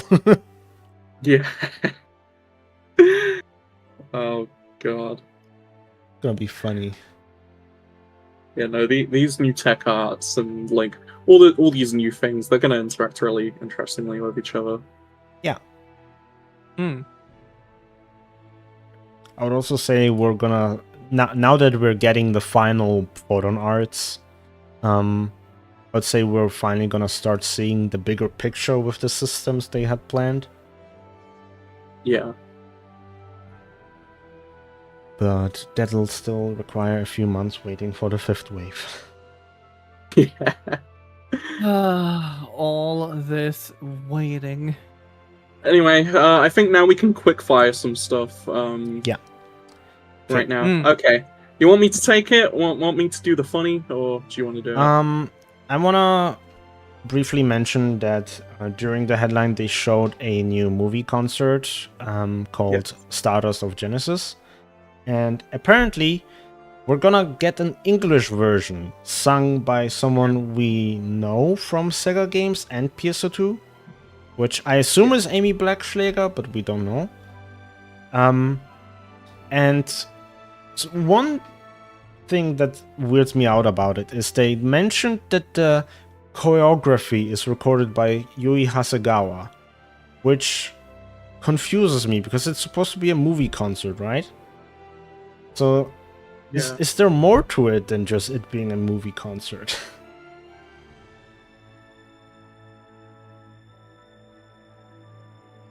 It's gonna be. I mean, I guess we'll just have to wait and see then. Yeah. I completely missed that part of it. Yeah. Part of me wants to like have copium and think that maybe they'll use the English version of Stardust of Genesis for like a new intro. Yeah. At this point, I'm kind of just like waiting to see what happens anyway with stuff, because like a lot of stuff this year has kind of just been like out of left field. Yeah. Like a lot of stuff. I don't think I'm the only person who's thinking that. Mm-hmm. So I guess we'll just have to wait and see. Yeah. Okay, but, you can rapid fire if you want. Okay, I'm gonna go on about the EX augments and then just a bunch of quality of life stuff real quick then. Yeah. So we're getting 3 new EX augments. Tech Arts Onslaught free. I'm not going to say free after this, because, I mean, it's obvious. They're all EX frees. But yeah, Tech Arts Onslaught free, basically 6.25% potency, and then 1.5% potency for 20 seconds after using a different technique or PA from the last one. So this is going to be useful for stuff like Fighter, Force. Really, any class can make use out of this, because since that secondary effect doesn't have a cooldown, it means anytime you just use a different PA or technique, it's going to reset the cooldown to 20 seconds again. So you're just going to effectively have this infinitely. Then on top of that, we have EX Blight PB Burst, which is plus 6.5% potency, 2% PB gauge when attacking enemy weak points and elemental weaknesses. This is going to be useful for Ranger, Force, Tector, Bouncer players who use boots. Other classes really aren't going to get that much use out of that one, I feel, unless they're consistently partying with a Ranger. Or for whatever reason they're using an elemental weapon. But, like, don't use those. Please don't. It's not worth it. They're a bit outdated by now. Yeah. And that's got a 10-second cooldown on it too, so you'll get like 2% of your Photon Blast gauge just increase every 10 seconds from hitting that. And then you have Blight Onslaught, which is 6.25% potency, and then 1.5% potency when attacking enemies with weak point or elemental weakness. So again, pretty straightforward. Yeah. So that also, these 3 EX augments means that like the existing combos that we had, they're going to be harder to get. Yeah. The last one is not as good on Tector at the very least, because a lot of Tector damage is not elemental. So yeah. Also, crit enliven just being like what 2.25% potency as well these days. Yeah, I assume like, crit enliven is gonna be buffed from EX3. Yeah. Or crit follow, either or like both of those for Tector are just infinitely more important. But then yeah, going on like various quality of life improvements now. Level 120 cap, because there's a new level cap. Mars gets a potency increase. Not just Mars either, but armaments. So like Dalian, Malignant Dalian, they're going to be easier in Phase 2 now because we're going to have more potency in armaments. We'll also get Neon City improvements. So Rappy Twinks, yes, Rappy Twinkles. I'm just going to say it. Rappy Twinks will increase from 9 to 12, and you'll get free spins instead of 1. Also, we got some extra info because the patch notes released. Apparently, they're changing the music for the Rappy Twinkle trial, which I hope they use Neon Knights, because that would rock. They're either going to use Neon Knights or they're going to use like the fucking Rappy PSC Fever burst thing or whatever from like the casino. Either or would be nice. But yeah, and then on top of that, we have Animatica B and C releasing, which come with different eye shapes. Creation data for PC has been increased to 1000. We're getting new build parts. I think they're like glowing shapes or something like that. Yeah. PSO2 arena weapon swaps. Volcano Knight's going to have swords, soaring blades, TMGs, bow, and Talus. I just want to talk with whoever fought Talus on Volcano, given how open that fucking map is. Like, whoever okayed that needs a little word, because that is awful. Tokyo's going to have swords, soaring blades, rifle, and rod. So that one, pretty straightforward. Yeah. Not that bad. Again, one talk with whoever had Talus, and then we're gonna get a new 5th anniversary thankful lineup because, you know, happens every month. Gonna be items from July to November 2022. And then we have, I guess this one can have more focus. We're getting a Stellar Grace recovery trial later this month. This is the first one of these we've had in years. It's been 87 years since the last.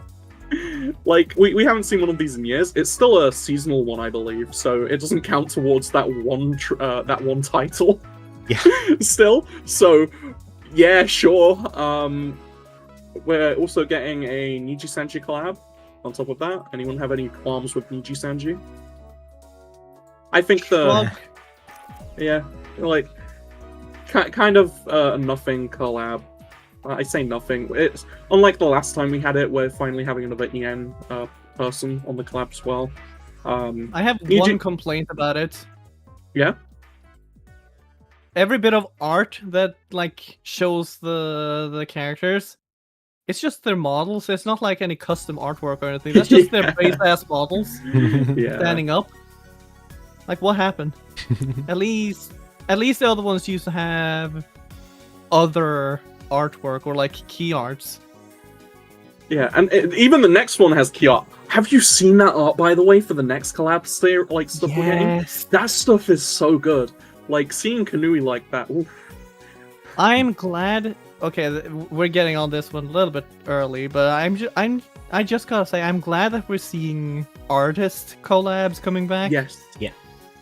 And I'm glad we're seeing this after the announcement of the M.A.I thing and their stance on AI in general coming out, because it definitely shows that whilst they are using AI in some of like the coding process and then going over it themselves, they're doing what they said they would do, which is using it to focus on creative efforts. You wouldn't see something like this in such a case. Hell, if they were going full mask off, they would have said, well, next month we have a Google Gemini collab where we asked it to generate 20 fucking outfits. Oh god, don't will this into existence. I feel like this collab is... Oh no. I feel like they had the Mag feature ready for months, but they waited for this specific month because they knew they could make a statement by announcing a artist collab. Like, fuck Gen AI for like generating assets. No, we're not doing that. We're collabing with real artists to do that. Mm-hmm. It's like Mag AI really is just kind of showing that it's more just a stupid fucking corporate feature more than anything. It's not going to mean much in the grand scheme of things, but yeah. So yeah, we have that collab stuff coming. Given how they've also designed previous things before in Scratchers, this time it's just purely them. It'll be interesting to see what they give us. Then we also just have like various bits and pieces throughout the month as well. Like this month definitely is going to be focused on you are doing ruins in general. Like there's basically no LCQs outside of the Sonic ones we get. And it, honestly speaking, if it's like last year, or not last year because we didn't actually know. Yeah, if it is like last year, where people were just malignant veil farming instead of doing the Sonic urgent quests, people are just going to be doing ruins instead of the Sonic ones. Like the Sonic ones will be nice little interesting doodads that we'll fuck around with for like a week or two, but personally speaking, we're probably still going to be playing ruins. I think there was no point to farming the Sonic LTQs because they had no daily for tickets. Yeah. Because they're bringing the special ticket back, but I think the only sources they confirmed give tickets are the chat keyword and login bonus. Yeah, I believe last year's didn't drop the tickets either from the quest itself, so there's little reason to really do it other than actually they did drop tickets as a first clear reward. Oh yeah, but that's it. Yeah. So we're like they're just little fun quests to do. Again, we're probably going to be doing ruins, and it's the same case when on June 3rd we'll be getting the Neon City Giant Rappy Trial, or Great Rappy Trial. 23rd. Yeah, 23rd. June 23rd, yeah. That's going to be happening. Neon City does not drop items until you get to the end of the quest. Yeah. So, killing the Great Rappy will not give you the beta reactors until the end of the quest. So that means you're not going to be able to use auto sell on it. Both versions of Nameless in general are horrible. They are horrible for room hopping farming, like for trials and stuff. We tried this back in Nameless City a few years back when they did this. It was not good. Yeah. Like at all. So the only question is how frequent are Rappy's going to be, because like if you can get like 5 per run, that'll be like 500,000. For like 10 minutes. That's pretty decent. Like, it's gonna definitely be a good quest to, dip your toes in every few hours if you want to. But again, it's kind of just, we're going to be running this alongside ruins. We're not going to be running it over ruins. Yeah. But yeah, and also, like we said, Neon City's gotten a bunch of different like quality of life changes, so it's going to be easier to get through. And then yeah, I think that kind of wraps it up. Oh, there's one thing I forgot. On June 9th, we'll be having the ARKS Fight Fest, limited time urgent quest. Yeah, it's going to be there for 3 weeks. Yeah. And all Elio UQ will be replaced with this UQ. Yeah, and you'll be able to do it twice as well, on top of that. And unlike with the Neon City one, here they did specify that the Masala boosts will not apply, which kind of spoils that Great Rappies are gonna spawn there. Yes. Like, there has been this has been incredibly consistent. They always specify Masita boosts don't apply when there's a Great Rappy in a quest. Yeah. In a limited time quest, and yeah, it likely will have Great Rappy in there. this limited time urgent quest definitely is going to be the thing that kind of breaks up our time in ruins. Yeah. Where it's like we'll be doing it over ruins when it occurs, but then we're just going to go back in ruins. So it's going to be a pretty nice flow, I feel, for the entire month. Limited time quests aren't going to replace us doing ruins. That we're just going to be like, well, say if you want to have a break from ruins, you can do something else, but you don't have to. So it's going to have a nice dynamic for the whole month. I will say it's kind of surprising that for once we have like a core piece of content for like longer than a week or two. Yeah, I feel they learned from last year, and I still don't get why they did this. Interception sectors, they released in the second month instead of the first month.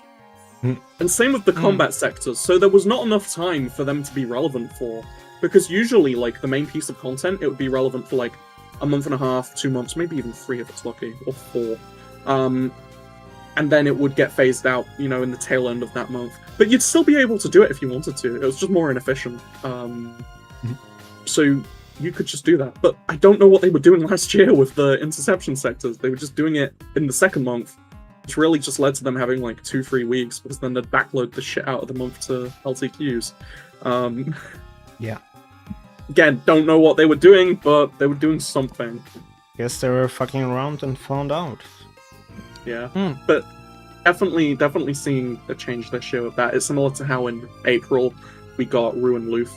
We got Malignant Ruin Luther, so people have been farming that, and even despite the limited time quests, people are still farming it because it's still the best source of Lexio.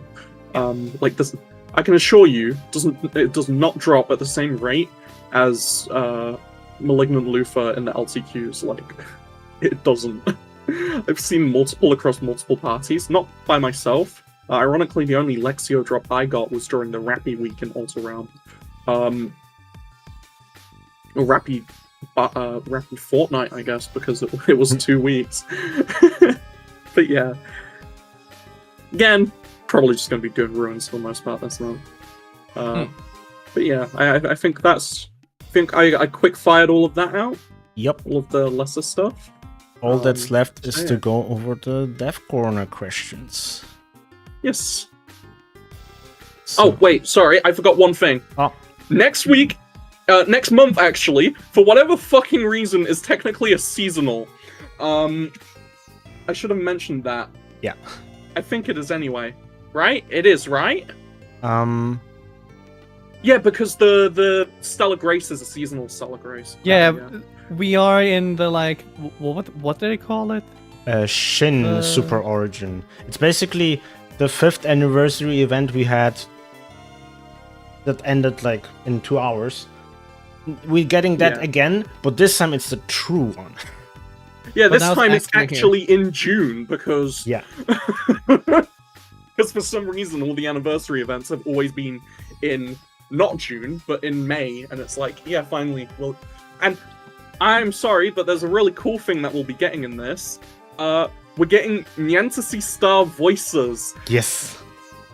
So, we're getting all the NPCs that just speak like fucking Discord. I'm not gonna say that. Discord kittens. Yeah, Discord kittens. So if you want your Glen Discord kitten, feel free.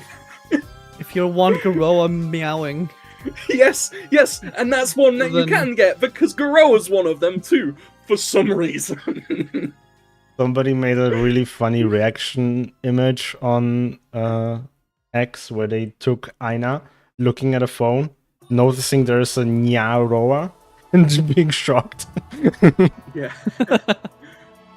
I think as well, we're getting all of the main cast really, aside from Zephetto, I want to say. So yeah, I've got a list. We're getting Garoa, Crawford, Ilma, Glenn, Aina, Manon, Nadara, Mary, Kanui, Faria, and then someone else that I can't see the name of them underneath Faria. Who was introduced after Faria? Lucia? Oh yes, Lucia. It's got an I. Yeah, we're getting a Lucia one, so that's gonna be crazy. But yeah, it is going to be a very interesting actual 5-year anniversary event, and I'm gonna be real, you can really tell that we're kind of back in the sense because they're just doing really goofy shit nowadays. Yeah. Like, I I don't have know. missed the goofiness of PSO2, Same. and we're Yeah. finally seeing some of that energy. Yeah. It's like when it's like I was when gonna say they real did quick, the summer scratch. It's Yeah. like, oh, I missed seeing these story characters dressed up in bikinis for no reason. Yeah. I really like those NPC scratches where it's like, here's what they'd wear during this and that. But yeah. Overall, very much we are back in some capacity of the word. Especially on the goofiness. I like the cat guns. The cat guns go hard, and the fact that they just go meow every time you fire them is funny. Meow. Yeah. Okay, now we can get to the dev corner. Okay. Actually, there's one part we still have missed. Oh no. Oh, is there? No one's mentioned the animatica phases. Oh wait, no, I did it really quickly. Did you? Yeah. Like, yeah. That's Okay. kind of that was like the really quick fire part, where it's just like level 20 cat and blah blah blah. Well, level 120. Blah, blah, blah. Yeah, Okay. blah, blah, blah, blah. But yeah, those have Into cool dev eye corner. shapes. Yeah. Now we're going to the dev corner. Yeah. So, two of these questions feel like real questions, and the third one feels like the devs just threw it in just to like excuse talking about whatever they wanted to talk about. So yeah, I can actually tell you for a fact. I know where that one comes from. That was a real thing people are answering. oh, okay. Asking rather. Yeah. No, some people really actually like Manon and Ina singing. Remember the character CD we got? That was pretty well received Yeah. because of that. Brand New Trial is actually playing in the Alio lobby right now. Yes, Brand New Trial fucks. Also, the ending song I use for this podcast is also from that CD, which is Yes. a Manon song. It's pretty cool, actually. But yeah, Yeah, the questions. first one, people have been asking this first one for ages. Yeah. The sound from the Ryuka device is high pitched and grating. Is it possible to change the sound to be more pleasant? People have been asking for this to be changed since Alio. I've seen this question come up multiple times in general feedback and just throughout the internet. And they're finally doing it. Yeah. God, it does get annoying if you're AFKing there, right? Hopefully they also 5 years. hopefully they also adjust the mag regional mag sound effect, because if Yes. you're playing the game muted, you can hear that fucker from like 3 kilometers away. It's just mew mew. Mew. Yeah. Part of me was always thinking that was sort of intended. It's like whenever you hear it, you also know that the buff is active, even though you can see it in the UI. Yeah. But yeah, Yeah, that Ryuka sound's getting addressed in August, so not Yeah. too long left to wait. You know what else is coming in August? My boy, Ruinous Anger Fendage, so And copy paste Awesome, yeah. customize expressions, which is the next Yes. question. I want to be able to copy and paste customize expressions. And yeah, that's going to be a thing next month. Not Which, next month. thank in God, August, because so- moving expressions around is a pain. yeah, That would make it so much easier to just have a baseline expression that you can actually then work off of. Yeah. That's kind of why I haven't really touched the additional expression slots they added, because they're just starting from nothing. Yeah. And it's especially when you're doing NPC cosplays, when you load the file that you can download from the website, it comes with no expressions, so it kind of sucks. And Yeah. Oh. making your own custom expressions per character is terrible. Okay, we also have the final one, which is basically The Phantasy Star song featured Netero. Will there be any songs with Aina and Manon? We've gone over this to a degree, but like, yeah, they've created a song with it, being Stardust of Genesis. Which is on YouTube right now. Yeah, it's the 5th anniversary song, and Yui will be the choreographic and motion capture actor for this song during the movie concert. Yeah. During events and the movie concert. Oh, yeah, because we're going to have a live event because that they haven't touched on yet. JP's getting a live event during summer. They have a live event basically in winter and summer. Yeah. Do you think we're going to get another live headline? Maybe. I hope so, because that was fun. Yes. That one was fun, yeah. I think getting that again in August, or September rather. I think the last one happened September, August time. Mm-hmm. That would be nice. But yeah. Oh, and then they're also going to be releasing an emote for it at the upcoming anniversary celebration. Yes. So we'll get a nice dancing emote. We also should be set to get the emote for Phantasy Star as well for that dance this month, because that is a thing that they did say last headline or the one before that, either or. I think Yui said it on Twitter that there's going to be the dance. She recorded it herself. Yeah. But yeah, it's part of the free draws for the next seasonal. It's going to be an AC scratch, but we also get like 150 free draws. So even if you need to like go to the player shop to get these items, they're gonna be dirt cheap. Yeah. So yeah, I think genuinely speaking, the upcoming 3 months, pretty fucking banger. So if you're looking to get back into the game or just want to, play it casually again, good time, especially with new content coming out, how Grand Illusion's being handled, and just all the little fun, goofy bits and pieces that are dusted around the past few months. Just in general, I think June and December are like the 2 best spots in the roadmaps where you can get back into the game, play maybe for like 2 or 3 months, take a break, and then come back in the next cycle. Yeah. Because there's always like a lot going on around this time, and it's usually when a new gear cycle happens as well. So getting in at the start of a new gear cycle, or even at the end of it, because usually in May and November they do a treasure shop where you can just very easily get like whatever the evolving weapon is, and getting one of those like fully built is going to be better than the benefit gear that they give out. So it gets you slightly ahead of the curve. Yeah.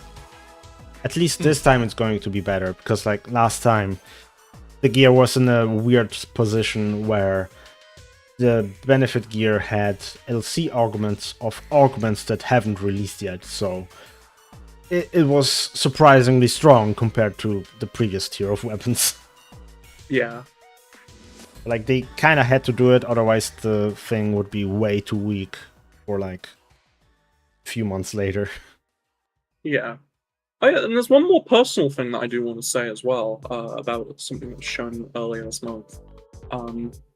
What do you two think of the connotations behind the lambda the lambda sign being used for Ruin Schrader? Personally, in my opinion, it's kind of like ARKS, Alpha ARKS are just classifying it as something that's kind of not the same as other Ruinous, but they kind of just don't know what to classify it as in general. Yeah. That's something I thought about as well, that they call it Ruiner, but it doesn't look like Ruiner. And if you remember in the previous headline, Yui said, look out for how the enemy looks, which tells to me that ARKS are calling it Ruiner, but it's not Ruiner. They think it is Ruiner based on their previous reports, but it's not. So they add a lambda as like a little signifier. It's different. Yeah, and like whilst at a glance, if you're not familiar with PSO2, like you could say, oh, that shows it's a Ruinous. That shows it's a Ruinous enemy. Like the underside of its shell is like completely just black and red, and it's like, no, that's just how he is anyway. He's just like that. Yeah. So again, like, it's kind of interesting how they're going about that. Yeah. He's However, way too normal color to be Ruiner. yeah. Yeah. And then, like, on the other side is kind of just like Anger Fandage, which I'm kind of not surprised they did this. Like, Zesh Raider could theoretically exist in, like, the current time, just due to how Falspawn are after the events of PSO2. Ruin Anger exists most likely in, like, the more general Ruiner state, because that fucker should be dead. Like, canonically, there should be no version of that thing that is alive. But when it... for those who didn't really finish PSO2 or haven't really touched PSO2, the Falspawn are a thing that still exists, even after you defeat Sodam and Goronov. Like, it's still a thing that exists. Once you kill the Primordial Darkness, they don't just disappear. And that's kind of like what ARKS have been somewhat focusing on in the coming months and years after we beat the story. Where it's just like, they're cleaning up random Falspawn that have been appearing. Yeah. Well, not that have been appearing, but just random Falspawn that have yet to be killed, really. Yeah. And I guess that's kind of like what we're doing in Nefarious. On top of that, like, wouldn't surprise me if Schrader was a real Falspawn because of that. Doesn't mean, like, Profound Darkness and whatnot can come back, because it can't. We dealt with that pretty... Yeah. Annihilated. Like, negative photons can't corrupt anymore. I'm gonna be real, if they could, it would have already happened on Halpha multiple times. Yeah. Like, Jesus Christ. So, yeah, Also, while we're talking about the naming implication of the Shredder, what do you think about Soul's Crypt? Soul's Crypt is funny because it also got a naming convention change in the JP version as well. Yeah. Like, the fact it's not just like High Darkfell's Solus, it is kind of surprising, but at the same time it's not. I think the reason they kind of opted for a different naming convention is because it was kind of getting to be a mouthful. High Darkfall Solus. Yeah, I can see that. Yeah. Which also, I find it interesting if they're gonna call Soul's Crypt a Dark Falls.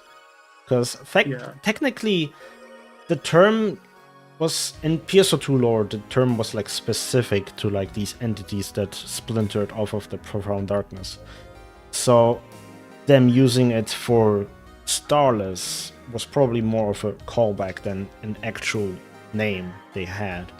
So yeah, a theory wasn't it explained like a class, like just a general power class? Yeah, it's basically it like Ruiner enemies, just a naming convention.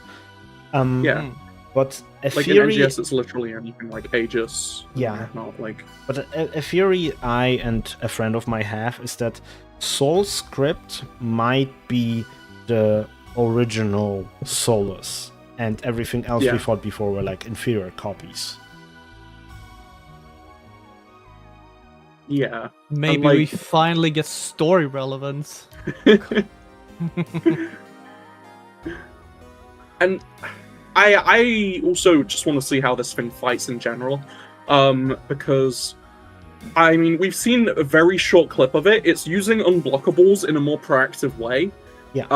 Like, it's using it very quickly, so it's going to benefit some classes more than others, but it's also going to require other classes to be a lot more on their toes about things and kind of benefit having more HP and damage resistance.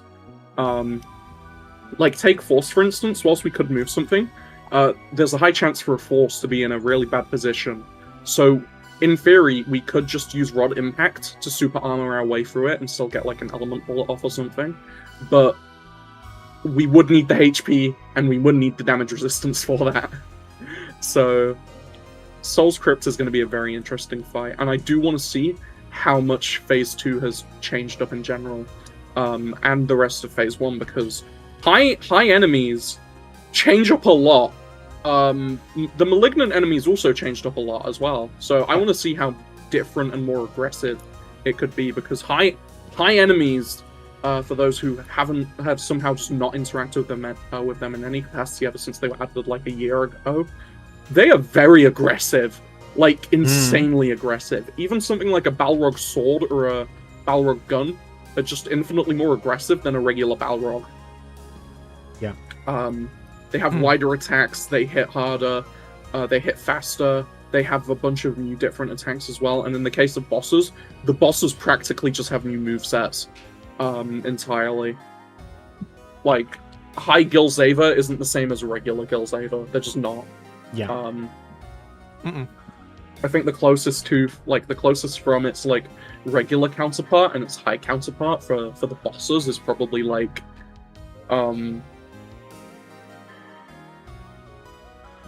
I guess Noglyph, kind of, or not Noglyph, Reveed. That would be the closest, because that one just does a hell of a lot more slams in general. Yeah, like that one would, yeah, like, and it makes sense why that one would be the closest, because that was the introductory high boss that we got back in June. So yeah, it's going to be interesting to see what Soul's Crypt does, and it's going to be interesting to see, because let's be real, it's not going to stop at Soul's Crypt. They're going to take it further. I'm going to go out on a limb and say that Dalian is going to be called Dalys Crypt, as in Dalys. See, so that's what I like about these new names. They give them more character, I think. Yeah. A little bit more sauce. Because that's something that annoyed me about NGS since launch, is that a lot of the naming convention in this game is function over form. And it's annoying, like Progress Grinders, like you couldn't come up with a more imaginative name. Progavents! Yeah, Grovements, fucking Strukments, Giga Strukments, Arms Refiners. Like, oh my god, guys, please. Yeah. Improve Cube! Stop it. Crest Cube, am I right? Oh, speaking of Crest Cubes and that lot, if you have any Crest Cubes, you have an hour and 40 minutes to use them before they're just not usable anymore, because the exchange for Crest AT and Zenith is getting removed. Yeah. So, yeah, right. If you have any lying around, get a bunch of AT weapons and just lock them just to say that you have them. Or get a bunch of Zenith weapons and do the same. Personally, what I did is I got a Crest... No, I got a... I got a Crest and a... I multi-weaponed a Zenith to it, just for the bit. And I also got two... I got two Crest AT weapons, being TMGs and rifle, and then I got two Zenith weapons on top of that, being TMGs and rifle again, so... Look, if you want to use Crest Cubes, now's the time. You've got an hour and 40 minutes. Yep.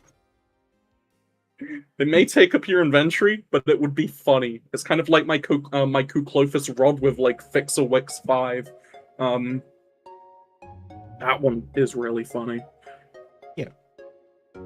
Also weird how we're getting weapon series that are just unobtainium now. Yeah. Doesn't surprise me, though. Yeah. It just glances at PSO2's list of, like, 10, 15 weapons per like, type, or it's just like, oh yeah, no, you just can't get this anymore. Have fun. Yeah. Oh, if you want to know... They're just outdated in usability, and it's like... I get it. It's a bit of a shame for the sake of, like, people that want to collect things. But, in general, it's like, whatever. Yeah, also, I was seeing something about what styles they're made out of. Well, in an earlier thing, in an earlier side story in, like, Chapter 6, Ilma kind of concluded that they were similar to dolls in a sense, but they're more, like, biological instead of machine, but they still have, like, some enhancements and stuff. It was something like that. But also, ever since Alter Realm has come out, it's kind of just been assumed that Starless produce A Factor, which is Alter Factor. Yeah. And as the name suggests, Alter Factor, unlike F Factor corrupts, Alter Factor enhances. Which is why high enemies are high enemies. High enemies are basically just enemies that are kind of overcome with Alter Factor. Yeah. So, as a result, they just get enhanced to hell, and, you know. Also, I wonder if alters somehow play into this. I mean, it might be cut content, but I mean, alters don't, what is it? They don't defecate. There we go. Desecrate? Defecate, yeah, defecate. They don't do that. Or is it that they do? I don't remember. That was like back in Alio, the closed beta. It was years ago. Like Draconians. Yeah, I noticed that too. Which is why in one of my story yapping videos I threw in the theory that maybe Starless are just mutated Draconians and Xiao is somehow responsible for it, unfortunately. Would make sense. Half that planet's corrupted, and as far as I'm aware in the PSO2 story, we never fixed it. Yeah. It was one of the things that we just never fixed. So, like, yeah. Yeah. Also, there's this story bit where ARKS were supposed to be in an alliance with the Draconians, and now where the fuck are they? Yeah. Yeah. That's... also, speaking about it, like, they mentioned the Ruins area is going to have story tie-in at a later date. So, right now, we're probably gonna focus on the Altar Realm, and then I assume chapter 10 or 11, they'll focus on the Ruins area, what that implies for the story. Oh yeah, crest cubes only have an hour and 40 minutes left to be used. It's in the equipment exchange for the equipment exchange 2 and the equipment enhance 2. So yeah, they're used on Zenith and crest 80. So if you want to do that, do that. Yes. I'm probably gonna keep mine because I already have my Zenith / crest weapon. I've kept one crest cube and then used the rest. But that was coincidence. I would have used it if I could. That's a trophy cube now. Yeah. It's not like they won't be able to drop anymore because, like, Evil Vaults, you can still drop. Yeah. You just can't use them. And the same case is going to be for, like, the Juvolg Vaults and Progavants. Yeah. But for given how long everything was, I think we got through things pretty decently. Yeah, we're still 20 minutes over time, but I expected worse. Yeah. We're usually 20 minutes over time anyway, so... Yeah.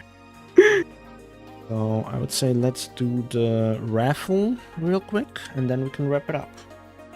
Yep. Gamba. Gamba. Yo, I sure hope I win. Hey, chat, if I win, you can say it's rigged. Will I be sorry? No.